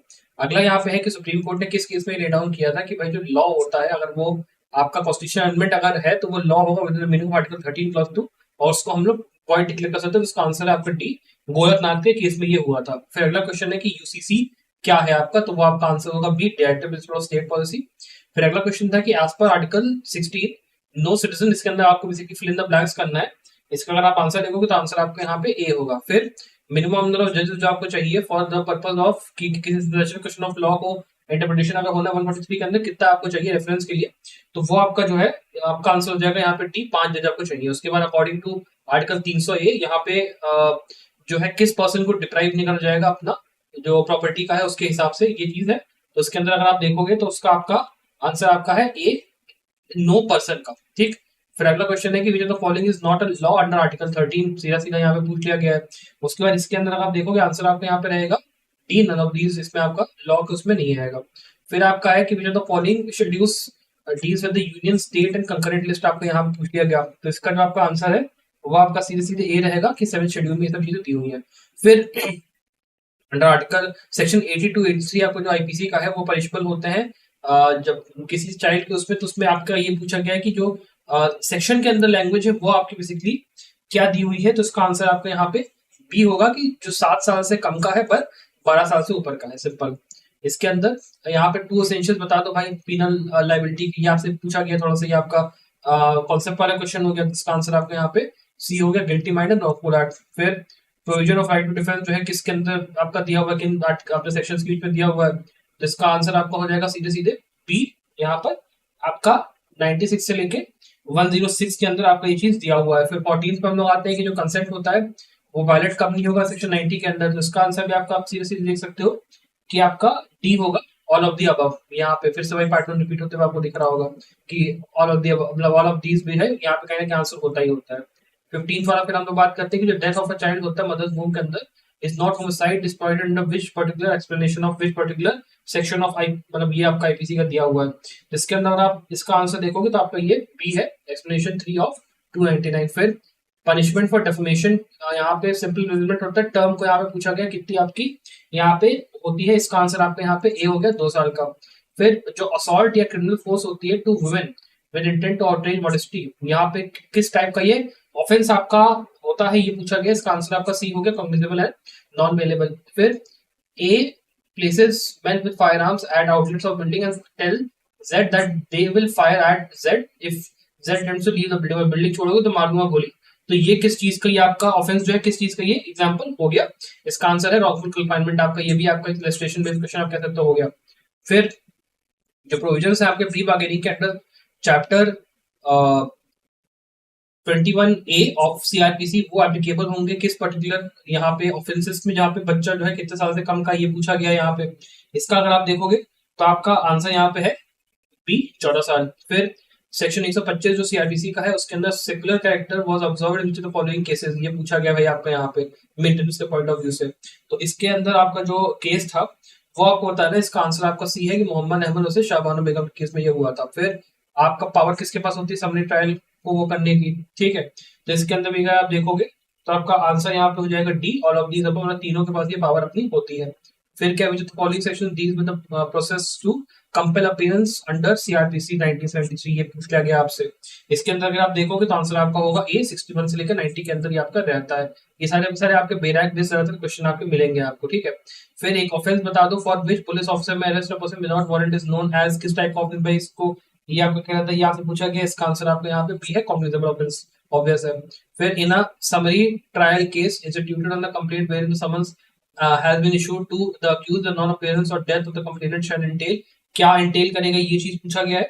ये आपके बेसिकली बेयर एक्ट और समरी ट्रायल का जो एक आप कह सकते हो फीचर के टाइप से इसको यहाँ पे आपको पूछा गया, तो आपको ये पता होना चाहिए। तो इसका आंसर आपको यहाँ पे आ जाएगा बी, सीधा सीधा। फिर suppose FIR is not registered bye station house officer, क्या ऑप्शन है भाई यहाँ पे कंप्लेनेंट के पास, ये बता दो। इसके अंदर भी आपका ऑप्शन यहाँ पे हो जाएगा डी, कि वो अप्रोच कर सकते हो सुपरिटेंडेंट ऑफ पुलिस को या फिर मजिस्ट्रेट को, यहाँ पे वो कर सकता है अप्रोच। फिर एक पुलिस ऑफिसर जो कि इन्वेस्टिगेशन कर रहा है आर्टिकल सेक्शन 160 ऑफ सीआरपीसी, उसको अटेंडेंस ऑफ मेल उसकी जो है जरूरत है, और अदर प्लेस जहाँ पे रेजिडेंस उसका नहीं है, तो जो बेसिकली यहाँ पे क्या वो उसका रहेगा। तो इसके अंदर अगर आप बात करोगे तो आंसर आपका रहेगा सी, कि अगर 15 साल से वो है और 65 साल से अब है उस केस में। फिर if person someone basically live before a court on affidavit, उसको कैसे यहाँ पे एडवोकेट्स को वो किया जाएगा, सिंपल सा टैकल उसको किया जा सकता है यहाँ पे बेसिकली।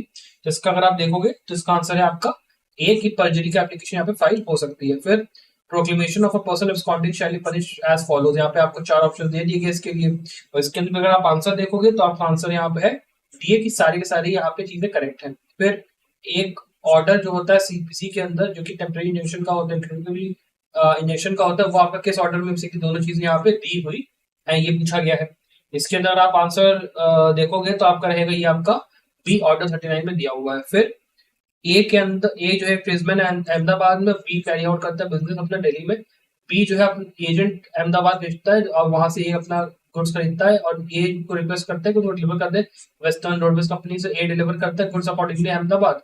और यहाँ पे ए जो है किस उसके लिए मतलब प्राइस ऑफ गुड्स के लिए कहाँ पे सू कर सकता है, ये आपको भैया बताना है। इलस्ट्रेशन बेस्ड क्वेश्चन आपका सीधा सीधा है कॉन्ट्रैक्ट्स का, तो वहाँ पे प्लेस ऑफ सुइंग जो होती है वो आपकी कहाँ पे होगी, ये बेसिकली बात यहाँ पे आ जाती है। तो इसका आंसर यहाँ जाएगा इधर अहमदाबाद और दिल्ली के अंदर। तो ये आपका कह सकते हो कि उसका जो माफ करिएगा केस, ये आपका उसका नहीं है, कॉन्ट्रैक्ट का नहीं, माफ करिए सीपीसी का ये आपका है, वेरी सॉरी, ठीक है। फिर which the following section under CPC यहाँ पे डील करता है रेज्यू डाटा के साथ, भाई ये बता दो, सीधा सीधा क्वेश्चन है यहाँ पे। इसका अगर आप आंसर देखोगे तो आपका बी है, सेक्शन 11 के अंदर दिया हुआ है। फिर आपका जो अगला क्वेश्चन है वो आपका थोड़ा सा इलस्ट्रेशन बेस्ड क्वेश्चन आपका फिर से आपको दिखाई देता है। इसके अंदर आपको बेसिकली वही बताया गया, तो इसके अंदर अगर आप आंसर देखोगे, ठीक है, तो वो आपका जो है ये आपका ए होगा, सीधा सीधा यहाँ पे। ये भी आपका ऑर्डर 21 से जुड़ा हुआ एक क्वेश्चन है, या फिर ऑर्डर 21 मिला के पूरा इलस्ट्रेशन टाइप से दिया है। तो इसको सॉल्व करने की थोड़ा सा आपको अच्छी अंडरस्टैंडिंग होनी चाहिए सीपीसी को, कि बैराक के अंदर से भी अगर आंसर निकालना थोड़ा टाइम लगेगा आंसर ढूंढने में, इसमें मैं ये आपको कह सकता हूँ। फिर आपका सेक्शन आपका क्वेश्चन नंबर 33 की हम लोग बात कर रहे हैं। तो इसके अंदर आप देखोगे कि यहाँ पे पर्सनल जॉइंट फैमिली में एग्जीक्यूट करना चाहते हैं मॉर्गेजर के फेवर में, एक्स वाई के वाई जो है सूट फाइल करते हैं इनके खिलाफ में, समन सर्व करा सी को, बट ए और बी को नहीं करा, वो अपीयर नहीं होता, एक्स पार्टी डिग्री यहाँ पे पास हो जाती है सबके अगेंस्ट में, ए और बी जो है सेट असाइड कर दिया गया, एक्स पार्टी डिग्री में जो असाइड यहाँ पे इसको डिग्री जो सेट असाइड करी गई है वो किसके अगेंस्ट में सेट असाइड करी गई है, जबकि उनके खिलाफ केस फाइल नहीं होता, उस केस से पूछा गया है ये क्वेश्चन आपका। तो इस केस में आपका अगर बात करते हो आंसर की, तो आपका आंसर यहाँ पे रहेगा सी, की एबीसी तीनों के उसमें वो हो जाएंगे सेट असाइड। फिर यहाँ पे सीपीसी का एक और क्वेश्चन है कि फॉलोइंग यहाँ पे डील करता है instrument of institution of suits case में किस पर्टिकुलर सेक्शन में ये चीज आपकी 34th क्वेश्चन में पूछा गया कि दी हुई है। इसका आंसर आपका यहाँ पे है सी, 26 का दिया हुआ है। फिर अगला ये आपका है कि जो डिफेंडेंट है वो कितने दिन में डेट ऑफ सर्विस समन जो है उसको यहाँ पे प्रेजेंट होना है, अपना रिटन स्टेटमेंट मतलब ये अपना WS फाइल करने के उसमें सीधा सीधा पूछा गया है। ये आपका सिंपल सिंपल क्वेश्चन बेरैक बेस, और ये आपका आंसर यहाँ पे होगा बी, 30 दिन का टाइम होता है। फिर यहाँ पे पूछा गया कौन सा स्टेटमेंट यहाँ पे इनकरेक्ट है, कि इन चारों में से भाई इसमें आपका फर्स्ट फिर सेकंड अभी ना सीपीसी का ही आपका एक तरीके से क्वेश्चन पूछा गया काफी, या सीपीसी के आपके मतलब कॉन्सेप्चुअल क्वेश्चन, अच्छे क्वेश्चन मतलब यहाँ पे आपको दिखाई थोड़े से पड़ेंगे। इसका आंसर आपका यहाँ पे हो जाएगा सी। इसके बाद यहाँ पे अगर आप बात करते हो कि ऑर्डर जो आपका 6 है उसके अंदर ब्लीडिंग का मतलब क्या होता है, ये आपसे पूछा गया है। तो इसका आंसर आप यहाँ पे है C, both plaint and written statement, सीधा सीधा हो जाएगा। फिर which the following order deals with death, marriage, insolvency of party, ये सीधे सीधे पूछा गया है। तो इसके अंदर अगर आप देखोगे आपका आंसर यहाँ पे हो जाएगा सी, ऑर्डर 22। फिर डॉक्ट्रिन ऑफ रेजिस्टेंट होता है वो डिस्कस करा गया है with section of evidence act के अंदर। तो इसका भी अगर आप आंसर देखोगे तो आपको आंसर जो है इसका यहाँ पे दिखेगा बी, सीधे सीधे। फिर when liability of a person who is one of the parties of the suit depends upon the stranger of the suit, then the admission by stranger in respect of the liability shall be admission on the part of the person who is a party to the suit has required under which section of the evidence act। ये आपका पूरा एक section इन्होंने मतलब point two point पूरा copy करके आपको दे दिया है, और आपको सेक्शन के जो नाम दिया उसके हिसाब से आपको बताना है। तो बहुत ही आसान क्वेश्चन है, अगर आप बेरैक के अंदर देखोगे आंसर इसका से सी है। जुडिशियल एविडेंस क्या होता है ये आपको बताना है इस क्वेश्चन के अंदर। इसका भी अगर आप देखोगे तो आपका आंसर यहाँ पे ए है, evidence received by court in proof और डिस्प्रूव ऑफ फैक्ट्स। इसके बाद which the following is not document according to Indian evidence act, यहाँ पे कौन सा एक वो डॉक्यूमेंट यहाँ पे आपका नहीं है, इसका आंसर आपका यहाँ पे होगा none of these, simple simple. फिर प्रिजम्पशन टू डायरेक्ट दैट यहाँ पे सेक्शन में दिया है एविडेंस एक्ट के, तो इसका अगर आप आंसर अपना देखोगे तो आपका सीधा सीधा ये आपका बी आंसर आपका बनता है, 113 बी में दिया हुआ है, सिंपल सी बात। Which the following is not secondary evidence as per 63 खोलो, उसके अंदर आपके इलस्ट्रेशंस जो दिए हुए उसके अंदर से आपको खोल के उस चीज को देखना है। आप अगर उसका आंसर जानना चाह रहे हो तो आपका हो जाएगा कॉपी नॉट अंडर सेक्शन 63, सीधा सीधा हो गया। फिर यहाँ पे लीडिंग क्वेश्चन जो है वो किसके द्वारा पूछा जाएगा ये पूछा गया है, तो इसका आंसर भी काफी सिंपल है। ये भी आपका समझ लीजिए कि जो पूछा गया है उसके हिसाब से सी आपका क्रॉस एग्जामिनेशन जो है वो आपका हो सकता है। लीडिंग क्वेश्चन में क्या हो सकता है कहने से तो पूछा गया है। फिर एक्स्ट्राडिशियल कन्फेशन का मतलब क्या होता है ये आपको बताना है इस वाले उसके अंदर, ठीक है। ये भी आपका थोड़ा सा कंसेप्चुअल टाइप ऑफ क्वेश्चन है। इसका आंसर वैसे आपका ए है, confession made either by police और पर्सन अदर देन जज और मजिस्ट्रेट, सिंपल सिंपल आपका हो गया। फिर जो आर्बिट्रल ट्राइब्यूनल होती है वो बाउंड बाय किस चीज के नहीं है, by determination of rules of procedure, किस पर्टिकुलर जो पेरेंट एक्ट है जिसके थ्रू वो यहाँ पे बाइंड नहीं हो रही, तो उसका आंसर आपका यहाँ पे डी, बोथ सीपीसी और इंडियन दोनों से यहाँ पे बाउंड नहीं होती है। उसके बाद which the following section under arbitration agreement in arbitration resolution act, यहाँ पे बेसिकली डील करता है इस पर्टिकुलर आर्बिट्रेशन एग्रीमेंट के साथ में। ये क्वेश्चन है आपका 48 वाला, इसके अंदर आपका आंसर हो जाएगा बी, क्वेश्चन आपका सेक्शन 7। फिर under what circumstances arbitral proceedings can be terminated, किसके अंदर भैया टर्मिनेट होता है ये आपसे पूछा गया है सेक्शन नंबर 40 क्वेश्चन 49 में, जिसका आंसर आपका सीधे सीधे ए है 1 और 3, ठीक। इसके बाद हम लोग क्वेश्चन नंबर 50 की तरफ आते हैं, तो इसमें आप देखते हो कि जो आपका सेक्शन नंबर 29 है आर्बिट्रेशन कंसिलिएशन एक्ट का, उसके अंदर अगर एक से ज्यादा आर्बिट्रेटर है तो उसका जो डिसीजन होगा वो कितने लोगों के द्वारा किया जाएगा। इसका जो आपका आंसर है वो है डी, केस जितने भी आपकी मेजोरिटी जो उसके मेंबर्स हैं उनका आंसर मतलब बेसिकली ये जो डिसीजन होगा वो होगा, बाइंडिंग होगा। उसके बाद आपका क्वेश्चन 51 यहाँ पे देखिए, maintenance pendente right Hindu marriage act के अंदर किस सेक्शन में दिया, बेरैक बेस्ड क्वेश्चन है आपका सीधा सीधा। इसका आंसर है आपका सी, सेक्शन 24 में दिया है। फिर एक मुस्लिम वाइफ सू कर सकती है डिवोर्स के लिए आपके मुस्लिम मैरिज एक्ट के अंदर सेक्शन 2 में, कि अगर उसका पर्सन कितने साल के लिए इंसेन ये पूछा गया है, तो बेरैक बेस्ड क्वेश्चन हुआ ये आपका। इसका आंसर आपका है बी, 2 साल के लिए वो या चीज मतलब 2 साल तक अगर उसका वो है पति तो कर सकती है। फिर अगला क्वेश्चन पे अगर हम लोग आते हैं, मुस्लिम वुमेन के पास ऑप्शन होता है कि वो सेक्शन 25 से लेकर 28 ऑफ सीआरपीसी से कवर हो सकते हैं, तो ये किस उसमें मतलब कौन सेक्शन इसमें मुस्लिम वुमेन प्रोटेक्शन एक्ट में ये डील करता है ये पूछा गया है। इसके अंदर आप देखोगे आंसर आपका, तो आपका आंसर है ए, सेक्शन 5 डील करता है। फिर इसमें से कौन सा ऐसा ग्राउंड नहीं है section 11 of Hindu marriage act के अंदर जो कि वॉइड मैरिज का बेसिकली होता है। बेरैक बेस्ड क्वेश्चन आपको काफी हद तक है सेक्शन 11 के अंदर से। इसका भी आप आंसर अगर देखोगे तो आपका आंसर है डी, चाइल्ड मैरिज का ये रहेगा। फिर सेकेंडराइजेशन का मतलब क्या होता है, टेक्निकल क्वेश्चन है। इसका आंसर आपका है बी, जो third generation mother fifth generation father तक का आपका होता है वो आपका रहता है। फिर इसमें से कौन सा आपका ग्राउंड नहीं है डिवोर्स का, हिंदू मैरिज एक्ट में सीधा सीधा क्वेश्चन है, ग्राउंड से डिवोर्स वाले सेक्शन में अगर आप खोलोगे तो आपको उसमें ये वाला मिल जाएगा। इसका आंसर आपका डी है, living separately for less than 3 months. आपका ये मतलब काफी सिंपल सा क्वेश्चन आप कह सकते हो है ये। इसके बाद आपका अगला जो क्वेश्चन है कि जो इंडियन क्वेश्चन होते हैं अगर वो डिवोर्स अपना यहाँ पे ऑब्टेन करना चाहते हैं तो वो बेसिकली किस इनैक्टमेंट के अंदर उस चीज को ऑब्टेन कर सकते हो, तो इसका आंसर आपको यहाँ पे इंडियन डिवोर्स एक्ट आपका रहेगा इस चीज का, ठीक। फिर जो सेक्शन 12 में Hindu maintenance and adoption act का, वो किस चीज के साथ डील करता है, ये यहाँ पे पूछा गया, बेसिकली बैराक बेस्ड यहाँ पे आपका क्वेश्चन है, इसका आंसर है आपका बी, इफेक्ट्स ऑफ अडॉप्शन को। फिर विद द फॉलोइंग जो है कैटेगरी है जो कि एंटरटेन नहीं होती है पीआईएल के अंदर में, तो उसके अंदर आपका जो सीधा सा आंसर है वो आपका यहाँ पर जो आपका दिया हुआ है वो है आपका डी, लैंडलॉर्ड रेंट के मैटर में। फिर पीआईएल का फादर किसको यहाँ पे बोला जाता है, किस जस्टिस को, ये भी एक आपका ऐसा क्वेश्चन है जो कि आपको नॉलेज अगर होगी तो आप कर पाओगे, वरना थोड़ा आपको दिक्कत हो सकती है। और इसका सिंपल सा आंसर आपका डी है, जस्टिस पीएन भगवती, ऑब्वियसली बात है। फिर जो आपका पीआईएल है उसका इसमें से कौन सी ऐसी चीज है जो कि उसका यहाँ पे आपका रियल पर्पज नहीं है, तो उसमें आपका डी है कि मेकिंग, मतलब काफी सिंपल सा यहाँ पे मतलब आंसर यहाँ पे है कि फेमस होना और वेल्थ जनरेट करना वो हो नहीं सकता, ऑब्वियसली बात है। फिर उस नैरा खातून केस में भैया कौन सा यहाँ पे बेसिक फंडामेंटल राइट इमर्ज हुआ था, ये आपको बताना है, तो ये केस वापस आपका क्वेश्चन हो गया और इसके अंदर आपका आंसर है ए, स्पीडी जस्टिस का। फिर कि आपकी कौन सी इशू ऐसी है जो कि अगेंस्ट होती है पब्लिक ऑफिसर के यूजरवेशन पे, कि अगर वो यूजर्व कर रहा है अपने उसको पावर्स को, तो उसके ऊपर क्या होगा, तो इसका आंसर आपका यहाँ पे है सी, रेट ऑफ कोवरेंट। तो फिर आपका अगला केस है कि रेज वर्सेस बॉलविड केस में क्या हुआ था, इसका आंसर है आपका बी, किस चीज से डील करता है, नेचुरल से डील करता है सीधा सीधा। फिर ऑडियल टर्म पार्टम का यहाँ पे इन्होंने पूछ लिया कि यहाँ पे मतलब क्या है, तो इसका आंसर है आपका ए, जो कि आप किसी पर्सन को जो है बिना सुने वो नहीं कर सकते हो, सिंपल सिंपल क्वेश्चन है। फिर इसके बाद जो अगला क्वेश्चन है वो ये पूछता है कि जो आपका बार काउंसिल ऑफ इंडिया है वो अपनी पावर्स को किस एक्ट के अंदर वो रखता है, तो यहाँ पे देखिए डेट्स वगैरह को थोड़ा सा चेंज कर दिया गया, ज्यादा कठिन क्वेश्चन ये है नहीं, इसका आंसर भी आपका देखिए सी है, ठीक।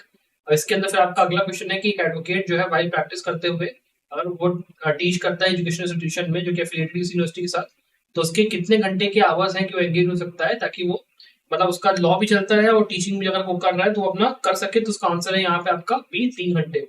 इसके बाद इसमें से कौन सा ऐसा लैंडमार्क केस है जिसमें कि प्रोफेशनल मिसकंडक्ट के लिए यहाँ पे पाया गया था गिल्टी किसी एडवोकेट को, जिसमें कि उसने कोर्ट के उसको फोर्ज करा था ऑर्डर को, तो इसके अंदर आप देखोगे आंसर आपका ए है, प्रताप नारायण वर्सेस वाईपी रहेजा का।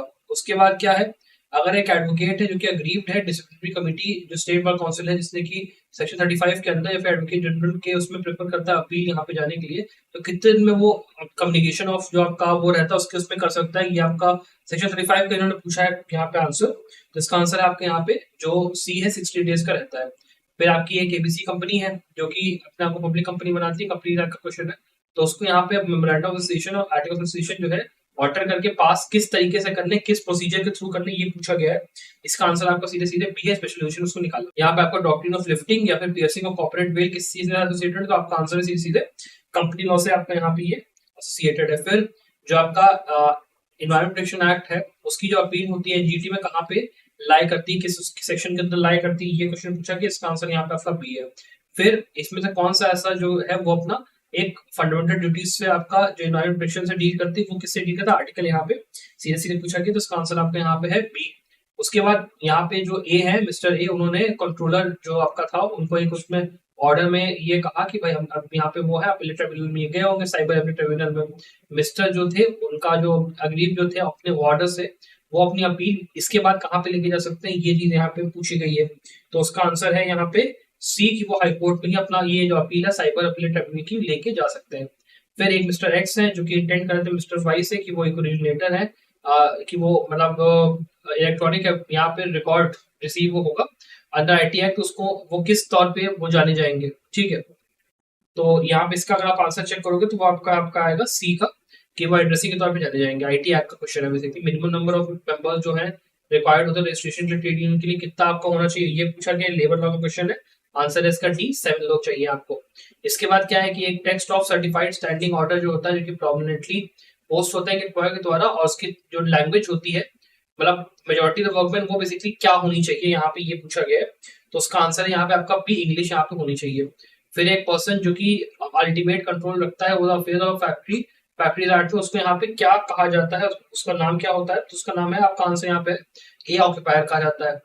फिर अगर एक फैक्ट्री है जो कि 1000 से ज्यादा वर्कर रखती है तो उसके लिए आपको क्या यहाँ पे बेसिकली क्वालिफाइड है कि आपको एक रखना पड़ेगा, यहाँ पे कोई पर्टिकुलर बंदा उसका नाम बताइए, इसका आंसर है कि आपको सेफ्टी ऑफिसर रखने की जरूरत है यहाँ पे।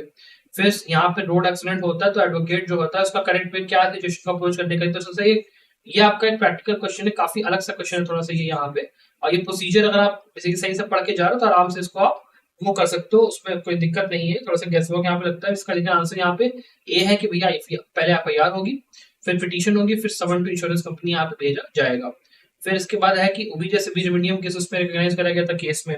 81 आपका क्वेश्चन है। इसके अंदर जो आपका केस था वो आपका था एचबी वर्सेस वाइट का केस, सिंपल सिंपल। फिर यहाँ पे अगला टॉर्ट लॉ का केस है कि ग्लॉस्टर ग्रामर स्कूल केस जो है किस उसमें यहाँ पे आपका आया था, किस पर्टिकुलर उससे जुड़ा हुआ है ऑफेंस, मतलब अभी अपना अपना ये आपके टॉर्ट से, तो आपका ये आपका हो गया डायग्नोसिस इंजीरिया का। फिर national consumer dispute resolution commission जो है कंज्यूमर प्रोटेक्शन एक्ट के अंदर, उसके पास जुरिडिक्शन होती है कंप्लेंट्स को कि वो देख सकती है कितने उसके कंसिडरेशन के एक्सीडिंग के उसमें वो देख सकती है बेसिकली, नेशनल वाली आपका जो रहती है। तो उसका आंसर है आपका यहाँ पे बी, 10 करोड़ के केसेस के ऊपर वाला जो होता है उसमें वो देखती है।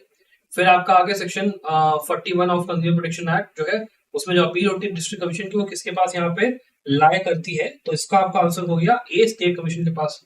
फिर अगला क्वेश्चन ये है कि एक इंडिविजुअल जो कि डीम किया जाता है रेजिडेंट ऑफ इंडिया, उसका यहाँ पे बेसिकली ये आपका इनकम टैक्स का क्वेश्चन है। यहाँ पे सीधे सीधे ये पूछा गया है कि उसकी कंडीशन क्या रहेगी कि उसको डीम किया जाए रेजिडेंट ऑफ इंडिया, उसके हिसाब से टैक्स के पर्पज के लिए आपका आंसर हो गया है ए, कि वो 182 या उससे ज्यादा अगर रहा है प्रीवियस मतलब उसमें, तो अपना किया जाएगा। फिर मिस्टर कपूर जो है उन्होंने एक रेजिडेंशियल हाउस रिपेयर कर अपना लिया यहाँ पे 2021 में। फिर ये मतलब आपका पूरा ये हो गया।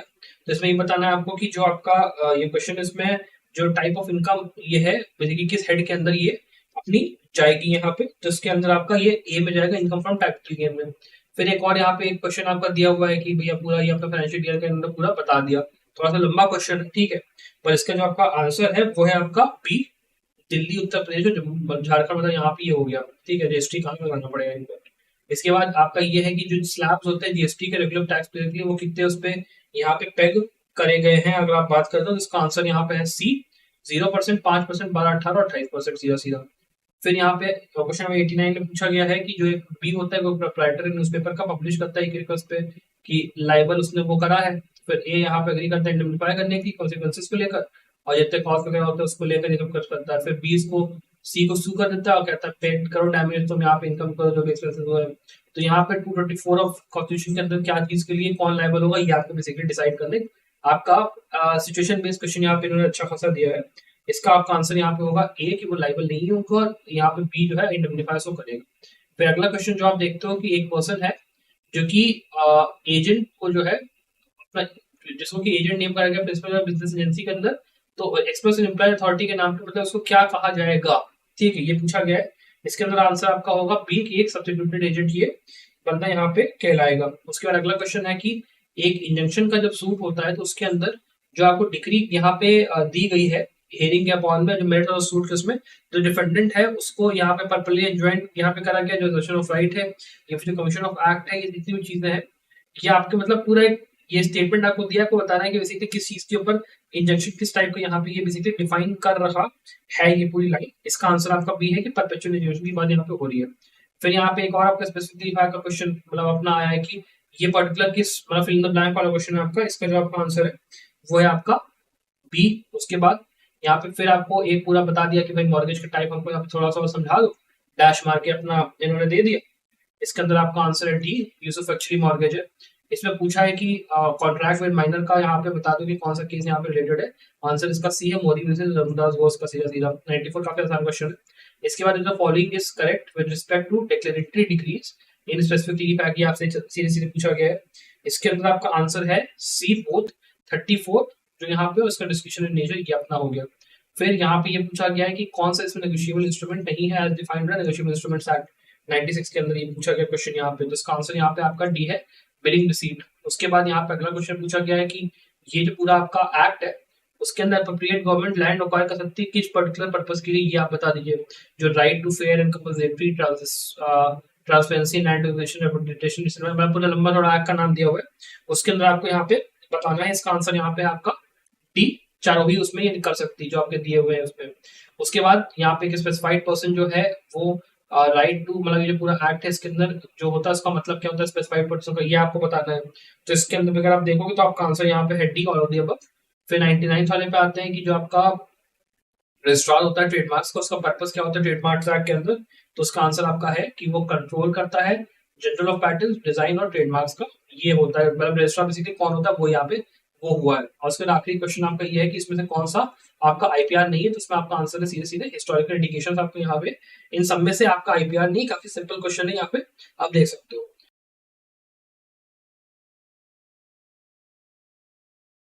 अब चलिए हम लोग डिस्कस कर लेते हैं ऑल इंडिया बार 18 के पेपर को। अब इसके अंदर आपका जो पहला क्वेश्चन है वो ये कह रहा है कि जो कंसेप्ट है freedom of trade and commerce का, वो इंडियन कॉन्स्टिट्यूशन में यहाँ पे किस पर्टिकुलर कंट्री के एक्सपीरियंस से मोटिवेट होके मिला, मतलब किस कंट्री के कॉन्स्टिट्यूशन से ये इंस्पिरेशन इसकी उठी है। और यहाँ पे जो इसका आपका करेक्ट आंसर है वो है आपका बी, ऑस्ट्रेलिया। ऑस्ट्रेलिया के थ्रू हमें freedom of trade and commerce का जो वो है वो हमें मिला है। अब जो दूसरा क्वेश्चन है वो ये कहता है कि इसमें से कौन सी ऐसी रिट है जिसको कि आप इशू करते हो जब आपको कोई पब्लिक ड्यूटीज जो होती है किसी अथॉरिटी को, अगर उसको यहाँ पे एनफोर्स करना है, परफॉर्मेंस ऑफ पब्लिक ड्यूटी, ठीक है, कि कोई अथॉरिटी है वो अपना काम नहीं कर रही, उसको आपको एनफोर्स करना है, तो आप कौन सी रिट वो करते हो? तो यहाँ पे जो इसका आंसर है वो आपका ए है कि मैडमस रिट भाई हम लोग इशू करवाते हैं। उसके बाद अब यहाँ पे अगला क्वेश्चन आता है कि यहाँ पे ऐसा कौन सा कॉन्स्टिट्यूशन अमेंडमेंट एक्ट है जिसने कि यहाँ पे ये बोला कि जो हिंदी ट्रांसलेशन है कॉन्स्टिट्यूशन का, उसको हम यहाँ पे उसको पब्लिश यहाँ पे करवाना चाहिए। इसके लिए कहाँ पे हुआ आया? तो इसका आंसर है यहाँ पे डी, यानी कि 58th अमेंडमेंट एक्ट के अंदर ये चीज आपकी हुई थी। उसके बाद अगला क्वेश्चन जो हमारा है वो ये कहता है कि इसमें से किस लैंडमार्क केस के अंदर हमें कलरेबल लेजिस्लेशन जो है उसका कंसेप्ट हमें यहाँ पे मिलता है। और इसका आपको जो आंसर है वो है आपका ए यहाँ पे, कि state of Bihar versus Kameshwar Singh के केस में हमें ये चीज मिलती है। फिर अगला आपका क्वेश्चन है वो ये कहता है कि इसमें से कौन सा ऐसा कॉन्स्टिट्यूशन अमेंडमेंट एक्ट है जो कि पास हुआ था in light of the opinion, जो कि इनरी पेरुबारी केस जो आपका आया था उसके उसमें, कि जब वो केस आया उसके बाद उसको देखते हुए ये लाया गया था।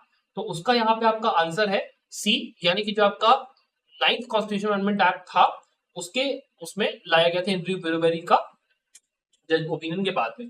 फिर अगला क्वेश्चन ये पूछता है कि जो आपका कॉन्स्टिट्यूशन ऑफ इंडिया है उसके अंदर कौन सा ऐसा प्रोविजन है जो कि हमें ये बताता है कि अगर कोई रिपग्नेंसी है बिटवीन सेंट्रल लॉ और स्टेट लॉ, ठीक है, कि उसमें बीच में किसका मतलब यहाँ पे किसका यहाँ पे बोलबाला रहेगा, कौन सा यहाँ पे चलेगा, तो उसका हमें किस पर्टिकुलर आर्टिकल में मिलता है, ये क्वेश्चन यहाँ पूछा गया है। इसका आंसर आपका यहाँ पे है सी, आर्टिकल 254 के अंदर हमें ये चीज मिलती है। अगला क्वेश्चन फिर आपका ये पूछता है कि अगर एक ट्रांजिशन पीरियड है यहाँ पे, मतलब कौन सा ट्रांजिशन पीरियड ऐसा प्रोवाइड करा गया इंडियन कॉन्स्टिट्यूशन के अंदर जिसमें कि जो यहाँ पे यूनियन की ऑफिशियल लैंग्वेज थी उसको इंग्लिश टू हिंदी में यहाँ पे कहीं ना कहीं चेंज किया गया है। ट्रांजिशन पीरियड यहाँ पे कितना यहाँ पे बेसिकली रहा है, तो उसके यहाँ पे क्वेश्चन है, इसका आंसर है 15 साल। 15 साल का ट्रांजिशन पीरियड यहाँ पे रहा था। फिर अगला क्वेश्चन यहाँ पे ये पूछा गया है कि इसमें से कौन सा ऐसा केस है जहां पे ये बोला गया था कि कोई रिजर्वेशन नहीं हो सकता ना सिंगल पोस्ट इन अ कार्डर, की ये चीज बोली गई थी कि भाई अगर आपका मान लो एक सिंगल पोस्ट की वैकेंसी निकली तो उसमें आपका रिजर्वेशन नहीं होगा, ये किस पर्टिकुलर केस में बोला गया है? तो इसका जो आपका आंसर है वो है आपका ए, चंद्राकर पासवान से स्टेट ऑफ बिहार केस में ये चीज बोली गई थी। फिर आपका अगला क्वेश्चन ये बोलता है कि भाई जो सेक्सुअल हरासमेंट होता है of work place at work, जो मतलब वर्क प्लेस में होता है यहाँ पे सेक्सुअल हरासमेंट, उसको किस पर्टिकुलर कॉन्स्टिट्यूशन के प्रोविजन का वायलेशन यहाँ पे कहीं ना कहीं समझा जाएगा, ठीक है। तो उसके लिए यहाँ पे जो आपका आंसर है वो आपका यहाँ पे है डी, आर्टिकल 19(1)(g) के अंदर में अगर आप देखोगे तो ये चीज वायलेशन कंसिडर की जाएगी। उसका क्वेश्चन नंबर 10 ये कहता है कि इसमें से कौन सी डॉक्ट्रिन को हम लोग अप्लाई करते हैं अगर हम लोग को मान लो आर्टिकल 25 क्लॉज 2b और 26b के अंदर मान लो हमें कोई कंफ्लिक्ट आती है, तो हम उसको कैसे सॉल्व करेंगे, कौन सी यहाँ पे हम डॉक्ट्रिन यहाँ पे लगाएंगे? तो उसका आंसर है यहाँ पे हमारा ए, कि हम लोग डॉक्ट्रिन ऑफ हार्मोनियस कंस्ट्रक्शन का इस्तेमाल यहाँ पे करेंगे। उसके बाद जो हमारा 11th क्वेश्चन है उसको यहाँ पे ऑल इंडिया बार ने विड्रॉ कर लिया था, तो ये अब आपका वैलिड नहीं रह गया। उसके बाद क्वेश्चन नंबर 12 पे आते हैं। इसमें ये पूछा गया है कि यहाँ पे कितने तरह के पनिशमेंट्स हैं जो कि एग्जिस्ट करती हैं अंडर इंडियन पीनल कोड 1860। अभी आपका बीएनएस ऐसे बन चुका है पर इसमें यहाँ पे पूछा गया है, तो यहाँ पे इसका जो आंसर है वो है आपका सी, यानी कि 5 टाइप के प्रोविजंस यहाँ पे एग्जिस्ट करती है। अगला क्वेश्चन फिर हम लोग देखते हैं, वो ये कहता है कि मान लो ए ने जेड से एग्री करा कि हम लोग एक फेंस बनाएंगे फॉर यहाँ पे मतलब एक दूसरे के साथ यहाँ पे बेसिकली अम्यूजमेंट के लिए हम लोग दूसरे लड़ाई करेंगे, फेंसिंग करेंगे, एक आपका तलवारबाजी टाइप का एक आपका स्पोर्ट होता है वो करेंगे। अब उस तलवारबाजी वाले स्पोर्ट के उसमें जो ए है वो यहाँ पे जेड को बहुत ज्यादा गंदे तरीके से हर्ट कर देता है। तो यहाँ पे पूछा ये गया है कि यहाँ पे ये जो आपका ए है उसने कौन सा ऑफेंस यहाँ पे कमिट करा, तो इसका जो आपका आंसर है वो है आपका डी, कि उसने यहाँ पे कोई ऑफेंस कमिट यहाँ पे नहीं करा। इसके बाद आपका जो अगला क्वेश्चन है वो ये पूछता है कि इनमें जो the following situations right to private defence नहीं एक्सटेंड करेगा टू कॉजिंग डेथ यहाँ पे। और उसके अंदर आपका आंसर देखोगे तो आपका है सी कि इन केस जहाँ पे असॉल्ट रिफ्लेक्ट कर रहा है आपका attention of causing simple hurt, अगर सिंपल हर्ट करने का आ रहा है तो वो वहां पे प्राइवेट डिफेंस नहीं माना जाएगा। फिर आपका जो 15th क्वेश्चन है वो ये कह रहा है कि इनमें से कौन सा ऐसा सेक्शन है इंडियन पिनल कोड का जिसके अंदर जो वर्ड है बेनिफिट वो पिक्यूनियरी डैमेजेस बेनिफिट्स जो आपके होते हैं पिक्यूनियरी बेनिफिट्स उनको यहाँ पे इंक्लूड नहीं करता है। तो उसका आंसर आपको यहाँ पे मिलेगा ए, सेक्शन नंबर 89 का यहाँ पे जो है ये वर्ड यूज होगा। उसके बाद अगला क्वेश्चन ये है कि मान लो एक्स है, वो एक जो विमेन होता है उसका जो अपना मान लो समझिए वेल होता है या फिर आपको मान लो घूंघट या कुछ टाइप का कुछ आप मान लो अगर होता है, उसको यहाँ पे हटा देता है बिना उसकी कंसेंट के, तो ताकि वो उसको अनॉय कर पाए। तो उसने यहाँ पे कौन सा ऑफेंस कमिट करा है अगर आपसे आप देखते हो तब, तो उसके केस में आपका आंसर है कि यहाँ पे उसने क्रिमिनल फोर्स का कहने के यूज किया है।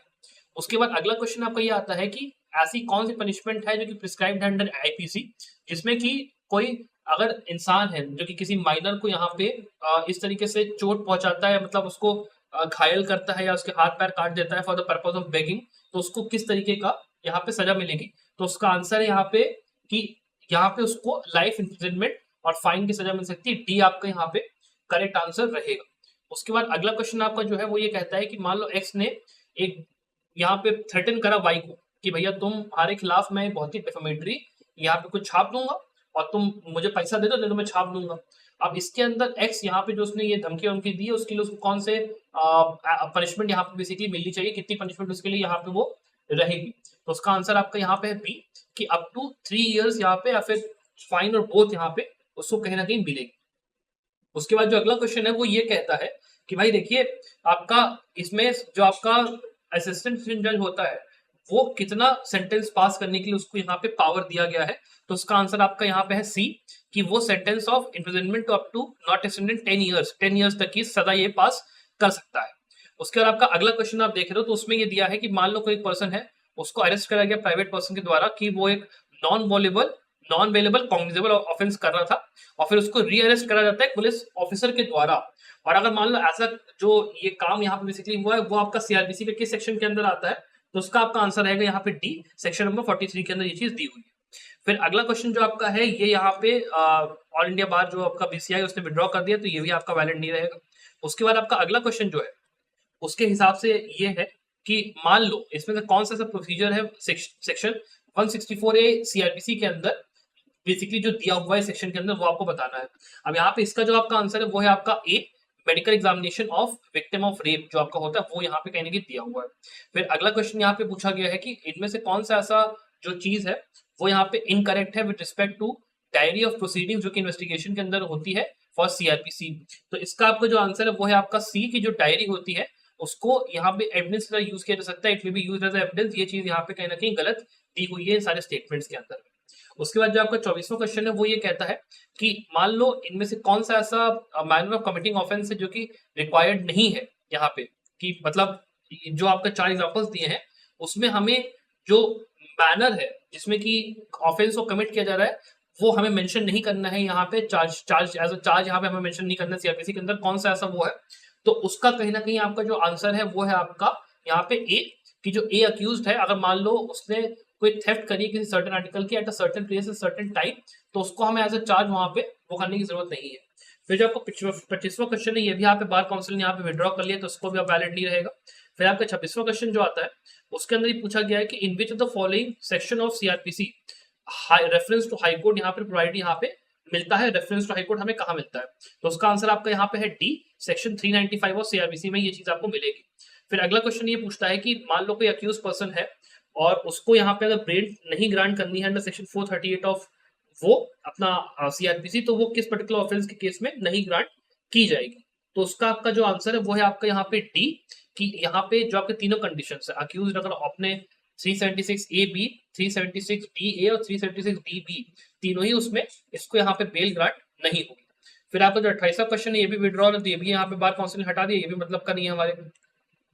उसके बाद हमने आ जाते हैं अगले क्वेश्चन पे 29वें क्वेश्चन के ऊपर कि यहाँ पे पूछा गया कि अगर मान लीजिए हमें ये डिसाइड करना है कि सिविल कोर्ट का यहाँ पे जुरिडिक्शन क्या है इन लाइट ऑफ सीपीसी जो आपका है वो हमें मतलब किस पर्टिकुलर उसमें मिलेगा कि जुरिडिक्शन हमें किस उस पर डिवाइड डिसाइड करना है कहीं ना कहीं, तो उसका यहाँ पे जो आपका आंसर है वो है आपका ए।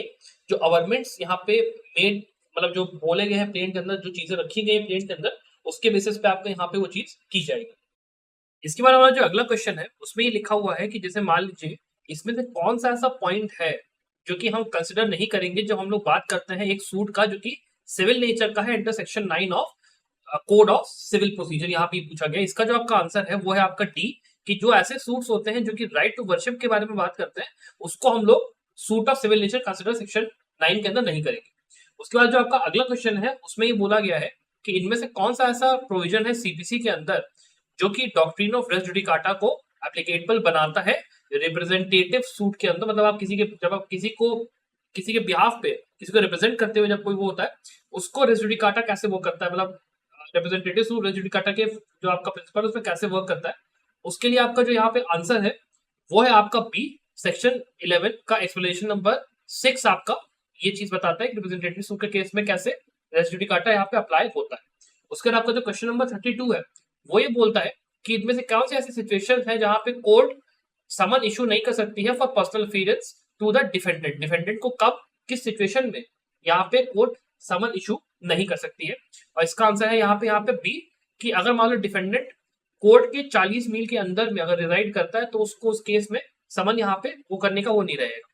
उसके बाद आपका जो अगला क्वेश्चन है वो ये कहता है कि इनमें से कौन सा ऐसा सिचुएशन है जहां पे प्लेंटिफ जो है उसको आपको प्रिक्लूड किया जाएगा, कि वो उसको रोका जाएगा कि वो एक फ्रेश सूट ना ला पाए अंडर यहाँ पे कोड ऑफ सिविल प्रोसीजर। किस केस में वो नहीं ला पाएगा?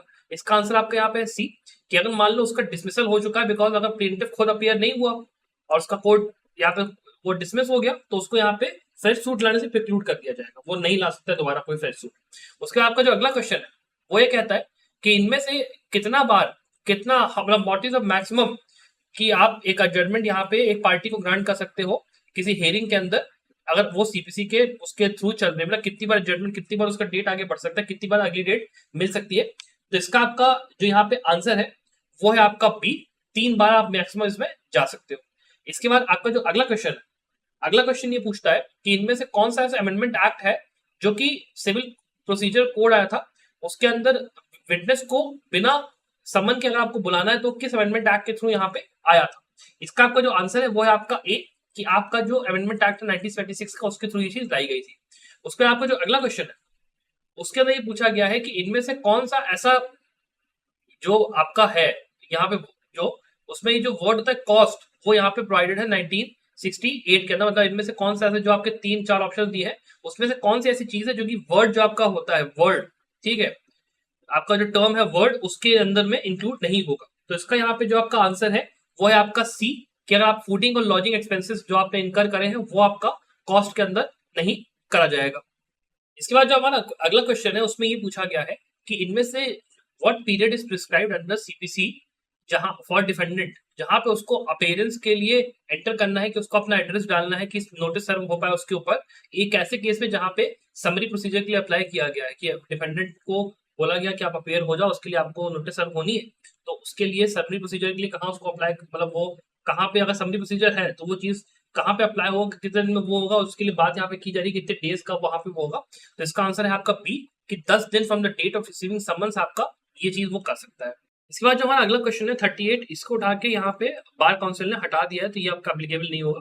फिर उसका अगला क्वेश्चन आपका है क्वेश्चन नंबर 39, जिसमें ये कहा गया है कि एक अक्यूज जो था वो मर्डर है बी, मर्डर उसने किया है बी का, मार मार के उसको मतलब पीट पीट के मार डाला। अब इसमें से यहाँ पे पूछा गया कि इनमें से द फॉलोइंग यहाँ पे जो है जो कंडीशंस है उसके अंदर इसको नहीं कंसिडर किया जाएगा एज रेलेवेंट फैक्ट जो कि आपका पार्ट फॉर्म करता है सेम ट्रांजैक्शन का as per Indian evidence act 1872। मतलब इसमें से कौन सा ऐसा स्टेटमेंट है कि अगर होता है तो वो रेलेवेंट फैक्ट जो कि एक सेम ट्रांजैक्शन का पार्ट फॉर्म करता है कि सेम उसमें हुआ था, किसमें होगा किसमें नहीं होगा, ये चीज यहाँ पे कही गई है। और इसका आंसर आपका यहाँ पे है डी, कि वट एवर सेट बाय ए और be a day before beating, अगर एक दूसरे से कुछ उन्होंने कहा था तो वो चीज यहाँ पे नहीं मानी जाएगी सेम ट्रांजैक्शन का पार्ट। उसके बाद सेक्शन आपका जो क्वेश्चन नंबर 40 है उसमें पूछा गया है कि इनमें से कौन सा प्रोविजन है इंडियन एविडेंस एक्ट का जो कि कन्फेशन टू पुलिस ऑफिसर की बात करता है यहाँ पे कहीं ना कहीं, कि अगर उसके अगेंस्ट में हमको कोई चीज प्रूव उसको मतलब करनी है तो कैसे वो अपना आएगा कि कन्फेशन उसके अगेंस्ट में कैसे वो होगा। तो उसके लिए आपका जो यहाँ पे स्टेटमेंट है, सेक्शन नंबर है वो आपका बी है कि सेक्शन नंबर 25 में ये चीज दी हुई है कहीं ना कहीं कि अगर कोई कन्फेशन पुलिस ऑफिसर ने दिया है उसके अगेंस्ट प्रूफ वो आपको नहीं वो करना पड़ेगा। उसका क्वेश्चन नंबर 41 आपका कहता है कि under which the following provision of Indian evidence act dying declaration को हम लोग एविडेंस के तौर पे एडमिट यहाँ पे कर सकते हैं, और उसका आपका आंसर है सी, सेक्शन नंबर 32 के अंदर ये काम हो सकता है। फिर आपका क्वेश्चन नंबर 42 पे जब आप आते हो तो उसमें आप ये देखते हो कि which the following is correct according to Indian evidence act, जिसमें कि हम लोग बात करते हैं प्रूफ ऑफ जो आपका कंटेंट होते हैं, बेसिकली डॉक्यूमेंट्स, जो प्रूफ ऑफ कंटेंट्स होता है डॉक्यूमेंट्स का, उसमें कौन सा ऐसा मतलब कंटेंट जो ये स्टेटमेंट्स है कौन सी ऐसी चीज इसमें ट्रू है।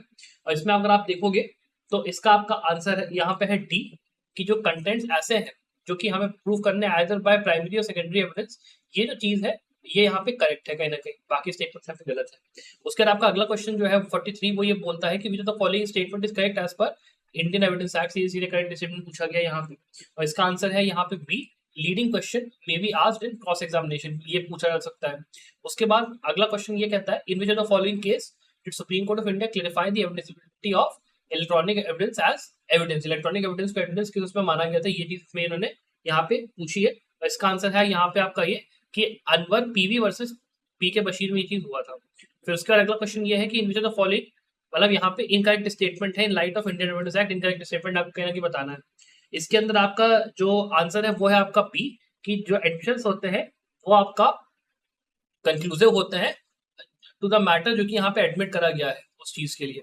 उसके बाद अगला क्वेश्चन आपको 46, उसमें ही पूछा गया है कि which the following section of Indian evidence act is exception to hearsay rule का एक्सेप्शन, मतलब इनमें से कौन सा वाला यहाँ पे है। उसका आपका आंसर है ए, यानी कि सेक्शन नंबर 32 क्लॉज 1 आपका हियरसे रूल का एक्सेप्शन कहीं ना कहीं है। फिर अगला क्वेश्चन है 47, इसमें पूछा गया कि which the following is not a recognized alternate dispute resolution mechanism under, यहाँ पे 1908 के सीपीसी के अंदर कौन सा एक वैलिड अल्टरनेट डिस्प्यूट यहाँ पे रेजोल्यूशन का मैकेनिज्म नहीं है। उसका आपका यहाँ पे आंसर है डी, नेगोशिएशन एक वैलिड मैकेनिज्म नहीं माना गया है। फिर यहाँ पे है अगले क्वेश्चन नंबर 48 कि which the following is incorrect statement with respect to Lok Adalat, Lok Adalat के पॉइंट ऑफ व्यू से इनकरेक्ट स्टेटमेंट में से यहाँ पे कौन सा है। उसका आपका आंसर है B, Lok Adalat can deal with civil and criminal matters, ये आपका कहना कि गलत है, ठीक है। उसके बाद आपका सेक्शन नंबर ये सर क्वेश्चन नंबर 49 आता है कि इसमें पूछा गया कि which the following is incorrect with respect to arbitration agreement as per arbitration conciliation act, ये चीज यहाँ पे पूछी गई है। और इसका यहाँ पे जो आंसर है वो है आपका ए, कि एक आर्बिट्रेशन एग्रीमेंट वो आपका ओरल भी हो सकता है एज वेल एज रिटन भी हो सकता है, ये चीज यहाँ पे नहीं गलत है। फिर आपका जो 50th क्वेश्चन है उसमें ये लिखा है कि इन द फॉलोइंग सर्कमस्टेंसेस एक आर्बिट्रेटर जो हो सकता है वो नहीं चैलेंज हो सकता है as per arbitration conciliation act, मतलब उसकी जो आर्बिट्रेटर की कोई भी बात उसको चैलेंज आप किस कंडीशन में नहीं कर सकते हो। तो यहाँ पे इसका जो आंसर है वो है आपका सी, कि जब वो पोजेस करता है क्वालिफिकेशन जो कि अग्रीड है दोनों पार्टियों के द्वारा, तब आप उसको चैलेंज नहीं कर सकते। फिर अगला क्वेश्चन है कि व्हेन, यहाँ पे दो और मोर पर्सन जो है ईच अदर से रिलेटेड माने जाएंगे बाय ब्लड, मतलब एक दूसरे के बाय ब्लड वो लोग अगर कब माने जाएंगे, half blood basically, sorry, Hindu marriage act के अंदर कब माने जाएंगे, हाफ उसमें वो होंगे। उसका आंसर है आपका बी, जब दोनों के दोनों सेम एंसेस्टर और डिफरेंट वाइफ से अगर डिसेंडेड है, तब अलग अलग बीवियां हैं लेकिन जो पिता है कॉमन एंसेस्टर है वो सेम। उसके बाद आपका अगला क्वेश्चन है 52, जिसमें ही पूछा गया है कि which the following is generally not considered a valid condition for Hindu marriage act पर Hindu marriage act, simple question है काफी। इसका आपका आंसर यहाँ पे है बी, कि जहां पे दोनों पार्टियां with in degrees of prohibited relationship है वहां पे ये नहीं माना जाएगा। उसके बाद आपका अगला क्वेश्चन है यहाँ पे सेक्शन 13 क्लॉज 1 आपका हिंदू मैरिज एक्ट के प्रोवाइड करता है किस चीज के लिए, ये चीज यहाँ पे कहना की पूछी गई है।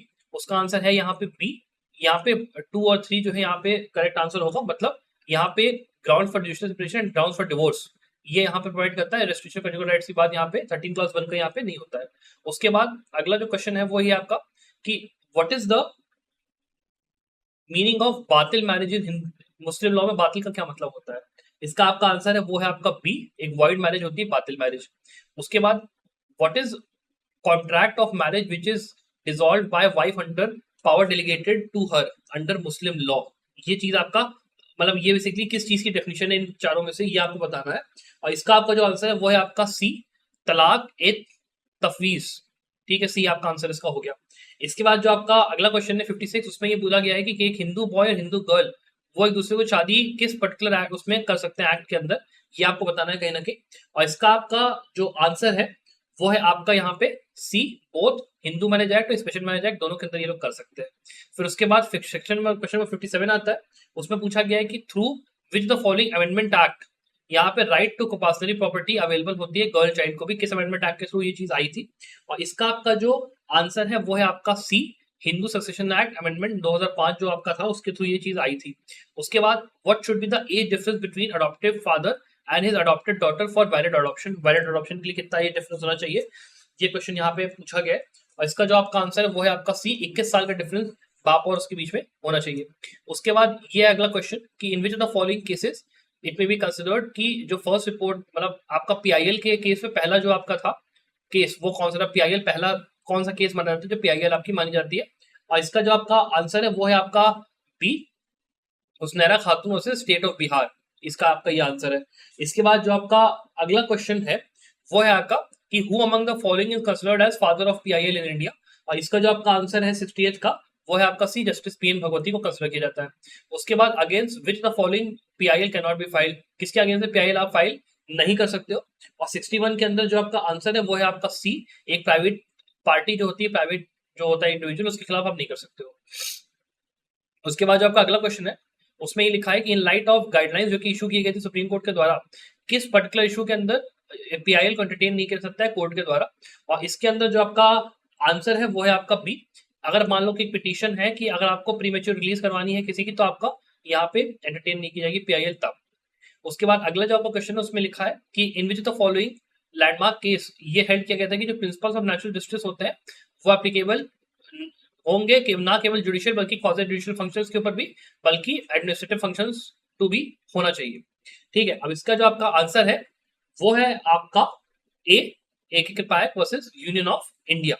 इसके बाद जो आपका अगला क्वेश्चन है वो है आपका कि इन द फॉलोइंग जजमेंट, यहाँ पे सुप्रीम कोर्ट ने ये चीज कॉम्प्रिहेंसिवली रिकंसिडर करी थी कि एसपी संपत कुमार से स्टेट ऑफ इंडिया के केस को किसमें यहाँ पे वो किया गया था, रिकंसिडर किया गया था। ये चीज यहाँ पे कहीं ना कहीं पूछी गई है। इसका आंसर है आपका B, L Jitendra Kumar versus union of India case में चीज हुई थी। उसके बाद क्वेश्चन नंबर 65 पे आते हैं, who among the following is defined as, मतलब जिसने डिफाइन किया था एडमिनिस्ट्रेटिव लॉ को as the law relating to control of governmental power, ये चीज यहाँ पे किसने बोली थी? और उसका जो आंसर है आपका बी, वेड ने ये चीज यहाँ पे बोली थी। उसके बाद अगला क्वेश्चन ये है कि what penalties prescribe for persons illegally practicing court in advocates act 1961, कितनी पनिशमेंट यहाँ पे प्रिस्क्राइब की गई है इलीगली प्रैक्टिस करने के लिए? और इसका जो आपका आंसर है वो है आपका बी, 6 महीने की इम्प्रिजनमेंट यहाँ पे दी गई है। उसके बाद क्वेश्चन नंबर 67 ये पूछता है कि which are the provisions of Advocates Act 1961 empowers the Bar Council of India to prescribe a standard of professional conduct and etiquette to be observed by advocates, किस सेक्शन के अंदर ये वाली चीज आपकी दी हुई है? इसका आंसर आपका है डी, सेक्शन 49 में दिया हुआ है। उसका अगला क्वेश्चन है कि which of the following is incorrect according to the bar council India rules, सीधे सीधे पूछा गया। और इसका आपका जो आंसर है वो है आपका ए, कि एक एडवोकेट जो होता है वो कोई भी मैटर प्लीड कर सकता है in which he himself is पेक्यूनियरली interested, अगर है तब उस केस में वो होगा। उसके बाद अगला क्वेश्चन है कि which of the following authority acts as appellate authority against order made by disciplinary committee of bar council of India, ये आप बता दीजिए। इसके अंदर आपका जो क्वेश्चन का आंसर है वो है आपका D, supreme court of India यहाँ पे इस चीज का वो करेगी। उसके बाद in which of the following situations one person company OPC will be mandatory to get converted into private और पब्लिक कंपनी, ये चीज कंपनी लॉ का क्वेश्चन है यहाँ पे। और इसका आपका जो आंसर है वो है आपका बी, कि इन केस जब आपका पेड अप शेयर कैपिटल आपका ओपीसी ये आपका 50 लाख से ऊपर अगर एक्सीड कर रहा है तब आपको 1% कंपनी से इसको पब्लिक या प्राइवेट कंपनी में घुसना पड़ेगा। उसके बाद 71 में आपका क्वेश्चन जो है वो आपका ये पूछता है कि what is the minimum number of directors जो कि रिक्वायर्ड है पब्लिक कंपनी को फॉर्म करने के लिए अपना कंपनीज एक्ट 2013 के अंदर में। और इसका जो आपका आंसर है वो है आपका बी, 3 डायरेक्टर आपको चाहिए ही चाहिए। उसके बाद आपका जो अगला क्वेश्चन है ये यहाँ पे बार काउंसिल ने हटा दिया है, तो ये आपका वैलिड नहीं है, इसको विड्रॉ कर लिया गया है। उसके बाद जो आपका अगला क्वेश्चन वो ये बोलता है कि which the following is a landmark case on public trust doctrine environmental law के अंदर, ये आपको बताना है। और इसका आपका जो आंसर है वो है आपका D, MC Mehta versus Kamal Nath का केस है। उसका अगला क्वेश्चन बोलता है कि in which the following case section 66A of IT act was struck down by the supreme court of India, इस आईटी एक्ट का ये किस पर्टिकुलर उसमें स्ट्रक डाउन किया गया था, ये आपको बताना है। और इसका आपका जो आंसर है वो है आपका A, Shreya Singhal versus union of India case में ये चीज बोली गई थी।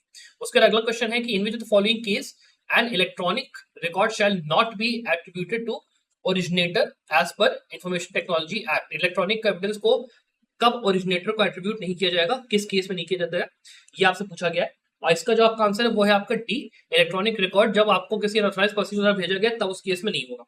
उसके बाद जो आपका जो अगला क्वेश्चन है वो ये है कि आपका मैक्सिमम पीरियड क्या है कि वुमेन को एंटाइटल्ड है कि उसको मिलना चाहिए मैटरनिटी बेनिफिट, मिलना चाहिए मैटरनिटी बेनिफिट एक्ट 1961 के अंदर, कितने हफ्ते का आपका कहीं ना कहीं वो चीज रहेगा। और इसका जो आपका आंसर है वो है आपका ए, कि उसको 6 हफ्ते का जो है वो एंटाइटल्ड है उसको मिलने का। ठीक है, उसके बाद अगला क्वेश्चन पूछता है कि for what duration can a woman be entitled to leave with wages, जब उसकी ट्यूबेक्टमी ऑपरेशन होता है as per maternity benefit act, आपका कितना होना चाहिए कि अगर उसका ऑपरेशन हुआ है ट्यूबेक्टमी ऑपरेशन तो उसका कितने मंथ मतलब उसको एंटाइटल्ड है वेजेस के साथ, उसको वो कितने ड्यूरेशन के लिए वो वैलिड होता है, ये पूछा गया है। और इसका आपका जो आंसर है वो है आपका ए, कि 2 हफ्ते का उसको मिलना चाहिए। फिर उसके बाद अगला क्वेश्चन ये है कि what should be the minimum number of worker जो कि ओरिजिनली एम्प्लॉयड होना चाहिए एक फैक्ट्री के अंदर, कि एटलीस्ट वहां पे एक कैंटीन यहाँ पे खोलनी चाहिए एज पीस फैक्ट्रीज एक्ट 1948, की कितने मतलब वहां पे एम्प्लॉय होना चाहिए, सॉरी वर्कर होने चाहिए उसके लिए। अब इसका आपका जो आंसर है कि कैंटीन यहाँ पे होनी चाहिए उसका है डी, 250 वर्कर आपके यहाँ पे होने चाहिए। फिर अगला यहाँ पे क्वेश्चन है कि who among the following is not included in the definition of workman as per industrial disputes act, workman के डेफिनेशन में यहाँ पे कौन यहाँ पे बेसिकली नहीं आता है। उसका आंसर है आपका यहाँ पे डी, एक ऐसा सुपरवाइजर जो कि 12,000 का अगर सैलरी ड्रॉ कर रहा है तो फिर वो वहां पे वर्कमैन की कैटेगरी में नहीं आएगा, सुपरवाइजर अगर है तो। उसके बाद हु हैज डिफाइंड, यहाँ पे अगर टॉर्ट कंडीशन की बात कर रहे हैं कि tortious liability arises from breach of duty of primarily fixed by law. This duty is towards persons generally and its breach is redressable by an action for unliquidated damages. ये चीज किसने यहाँ पे बोली है, और इसका जो आंसर है वो है आपका डी, विनफील्ड ने ये चीज बोली थी। फिर उसके बाद ग्लॉस्टेस्टर ग्रामर स्कूल केस जो है वो किस पर्टिकुलर मैक्सिमम से रिलेटेड है, यहाँ पे ये आपको कहने की अपना बताना है। इसका आंसर है आपका ए, डैमनम साइम इंजूरिया से ये आपका रिलेटेड होता है। उसके बाद विच of the following provision of motor vehicle act आपका रिलेट करता है नो फॉल्ट लायबिलिटी से, सीधे सीधे ये चीज पूछी गई है, और इसका आंसर आपका आता है ए, सेक्शन 140 से ये डील करता है। उसके बाद 83 पे बात कर लेते हैं, how many consumer rights are identified in the consumer protection act 2019, कितने यहाँ पे कंज्यूमर राइट्स यहाँ पे डिफाइन किया गया है, और इसका आंसर है यहाँ पे सी, 6 को डिफाइन किया गया है। इसके बाद जो अगला वाला क्वेश्चन है इसको यहाँ पे बार काउंसिल ने फिर से अपना विड्रॉ कर लिया है, तो ये वाला हमारे लिए वैलिड नहीं रह गया। हम लोग अगले क्वेश्चन पे आते हैं कि which the following provision of Indian constitution states, कि यहाँ पे हमें कोई टैक्स लेवी नहीं करना है या कलेक्ट करना है बाय अथॉरिटी ऑफ लॉ, ये कहाँ पे वो किया गया है।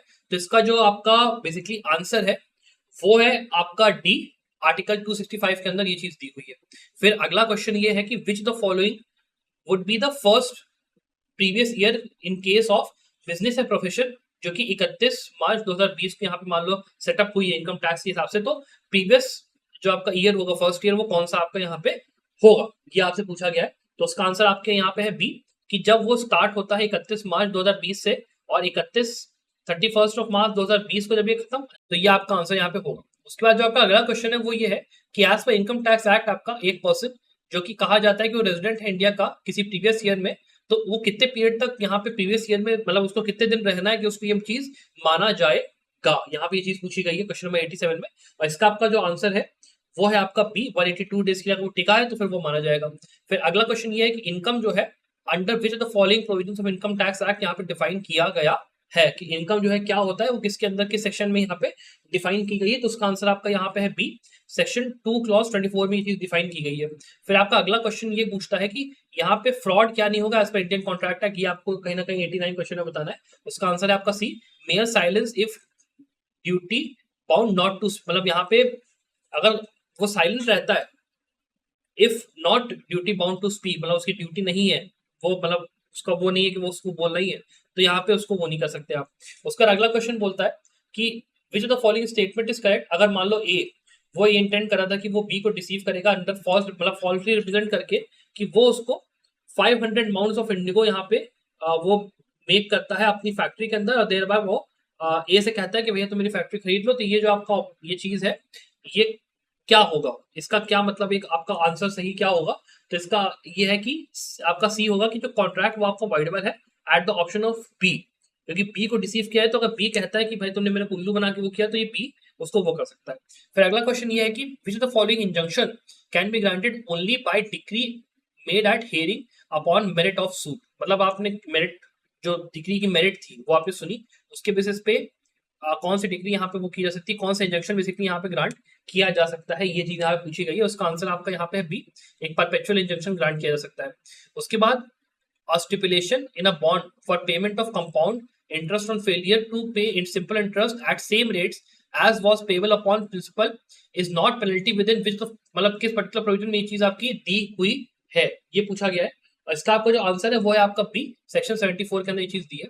अगला क्वेश्चन ये पूछता है कि what is the default interest payable, section 63A के अंदर ट्रांसफर ऑफ प्रॉपर्टी एक्ट 1882 के अंदर डिफॉल्ट आपका रेट ऑफ इंटरेस्ट पेएबल जो है वो क्या यहाँ पे रहेगा, और उसका आपका आंसर है सी, यहाँ पे 9% यहाँ पे रहेगा। उसके बाद अगला क्वेश्चन है कि which the following is the time limit given under section 17 of transfer of property act. Transfer of property act के अंदर जो गिवन टाइम लिमिट है वो यहाँ पे कितना है ये आपको बताना है। और इसका आपका आंसर है बी कि period of 18 years from the date of transfer आपका ये रहेगा। उसके बाद अगला क्वेश्चन है कि which the following is not a negotiable instrument as per negotiable instruments act 1881, यहाँ पे कौन सा नहीं है ये आपको बताना है। और उसका आपका आंसर है बी कि अगर एक हुंडी है, हुंडी, तो वो आपका एक नेगोशिएबल इंस्ट्रूमेंट नहीं माना जाएगा। उसके अलावा अगला क्वेश्चन ये है कि in light of negotiable instruments act at what is the rate जो कि चार्ज किया जाएगा रेट ऑफ इंटरेस्ट के तौर पे, जो कि अगर मान लो मेंशन नहीं है, मान लो नेगोशिएबल इंस्ट्रूमेंट में नहीं मेंशन्ड है, तो कौन सा रेट उसमें माना जाएगा। तो उसका आपका जो आंसर है वो है आपका 96 क्वेश्चन का सी कि 18% पर एनम के हिसाब से चार्ज किया जाएगा। फिर अगला क्वेश्चन आपका बोलता है कि within what period of date of publication of declaration if award is made, the entire proceeding for acquisition of land shall lapse as per right to fair compensation transparency in land acquisition rehabilitation and settlement act 2013। इसके अंदर क्या period आपका दिया हुआ ये आपको बताना है। और इसका आपका जो आंसर है वो है आपका बी, 12 मंथ्स का। फिर अगला क्वेश्चन ये है कि what is the minimum percentage of affected families that need to be given prior consent for acquiring land for private companies as per जो आपका ये वाला एक्ट है उसके अंडर में कितना आपको वो कंपनसेशन इसमें देना है ये आपको बताना है। और इसके अंदर आपका आंसर है वो है आपका बी, 80% आपको देना होता है। फिर इसमें अगला वो है क्वेश्चन कि इमेजिन करिए कि एक आईपीएल की टीम है जो कि अपनी कंपनी सेटअप बनती है अपने खुद के कपड़े बेचने के लिए। अब ये किस तरीके की इंटेलेक्चुअल प्रॉपर्टी है जो कि टीम यहाँ पे यूज कर रही है इस चीज को करने के लिए। अब इसका आपका जो आंसर है क्वेश्चन नंबर 99 का वो है आपका सी कि उनका ये ट्रेडमार्क है, मिला उसके लोग यूज कर रहे हैं। उसके बाद अगला क्वेश्चन आपका लास्ट ये है कि जो आपका पेटेंट होता है वो मतलब कितने साल के लिए बेसिकली वैलिड रहता है ये आपको बताना है। इसका आंसर है 20 साल के लिए वैलिड यहाँ पे ये मोटा मोटी रहता है। अब इसी के साथ जितने आपके 4 साल के पेपर्स थे मैंने यहाँ पे पूरे डिस्कस कर दिए हैं अकॉर्डिंगली। आपका इसमें आप ये समझ सकते हैं कि आपका हम लोगों ने बेसिकली जो मेन चीजें हो सकती हैं, जो क्वेश्चंस हो सकते हैं, टाइप ऑफ क्वेश्चंस है क्या है, वो हम लोगों ने यहाँ पे कंप्लीट कर दिया है ऑल इंडिया बार के पर्पज से। आप बस इस चीज का ध्यान रखिएगा जब आप प्रिपरेशन अपनी कर रहे हो तो मेक श्योर कि जो भी आपका बेयर एक्ट है उसकी रीडिंग आप अच्छे से करो, कंसेप्ट को अच्छे से पढ़ो और आराम से जो है आपका ये पेपर निकलेगा। आप बेयर एक्ट अपनी लेकर जाइए, कोई ऐसी दिक्कत करेगा ना। और accordingly I wish the very best of luck for your success. Bye.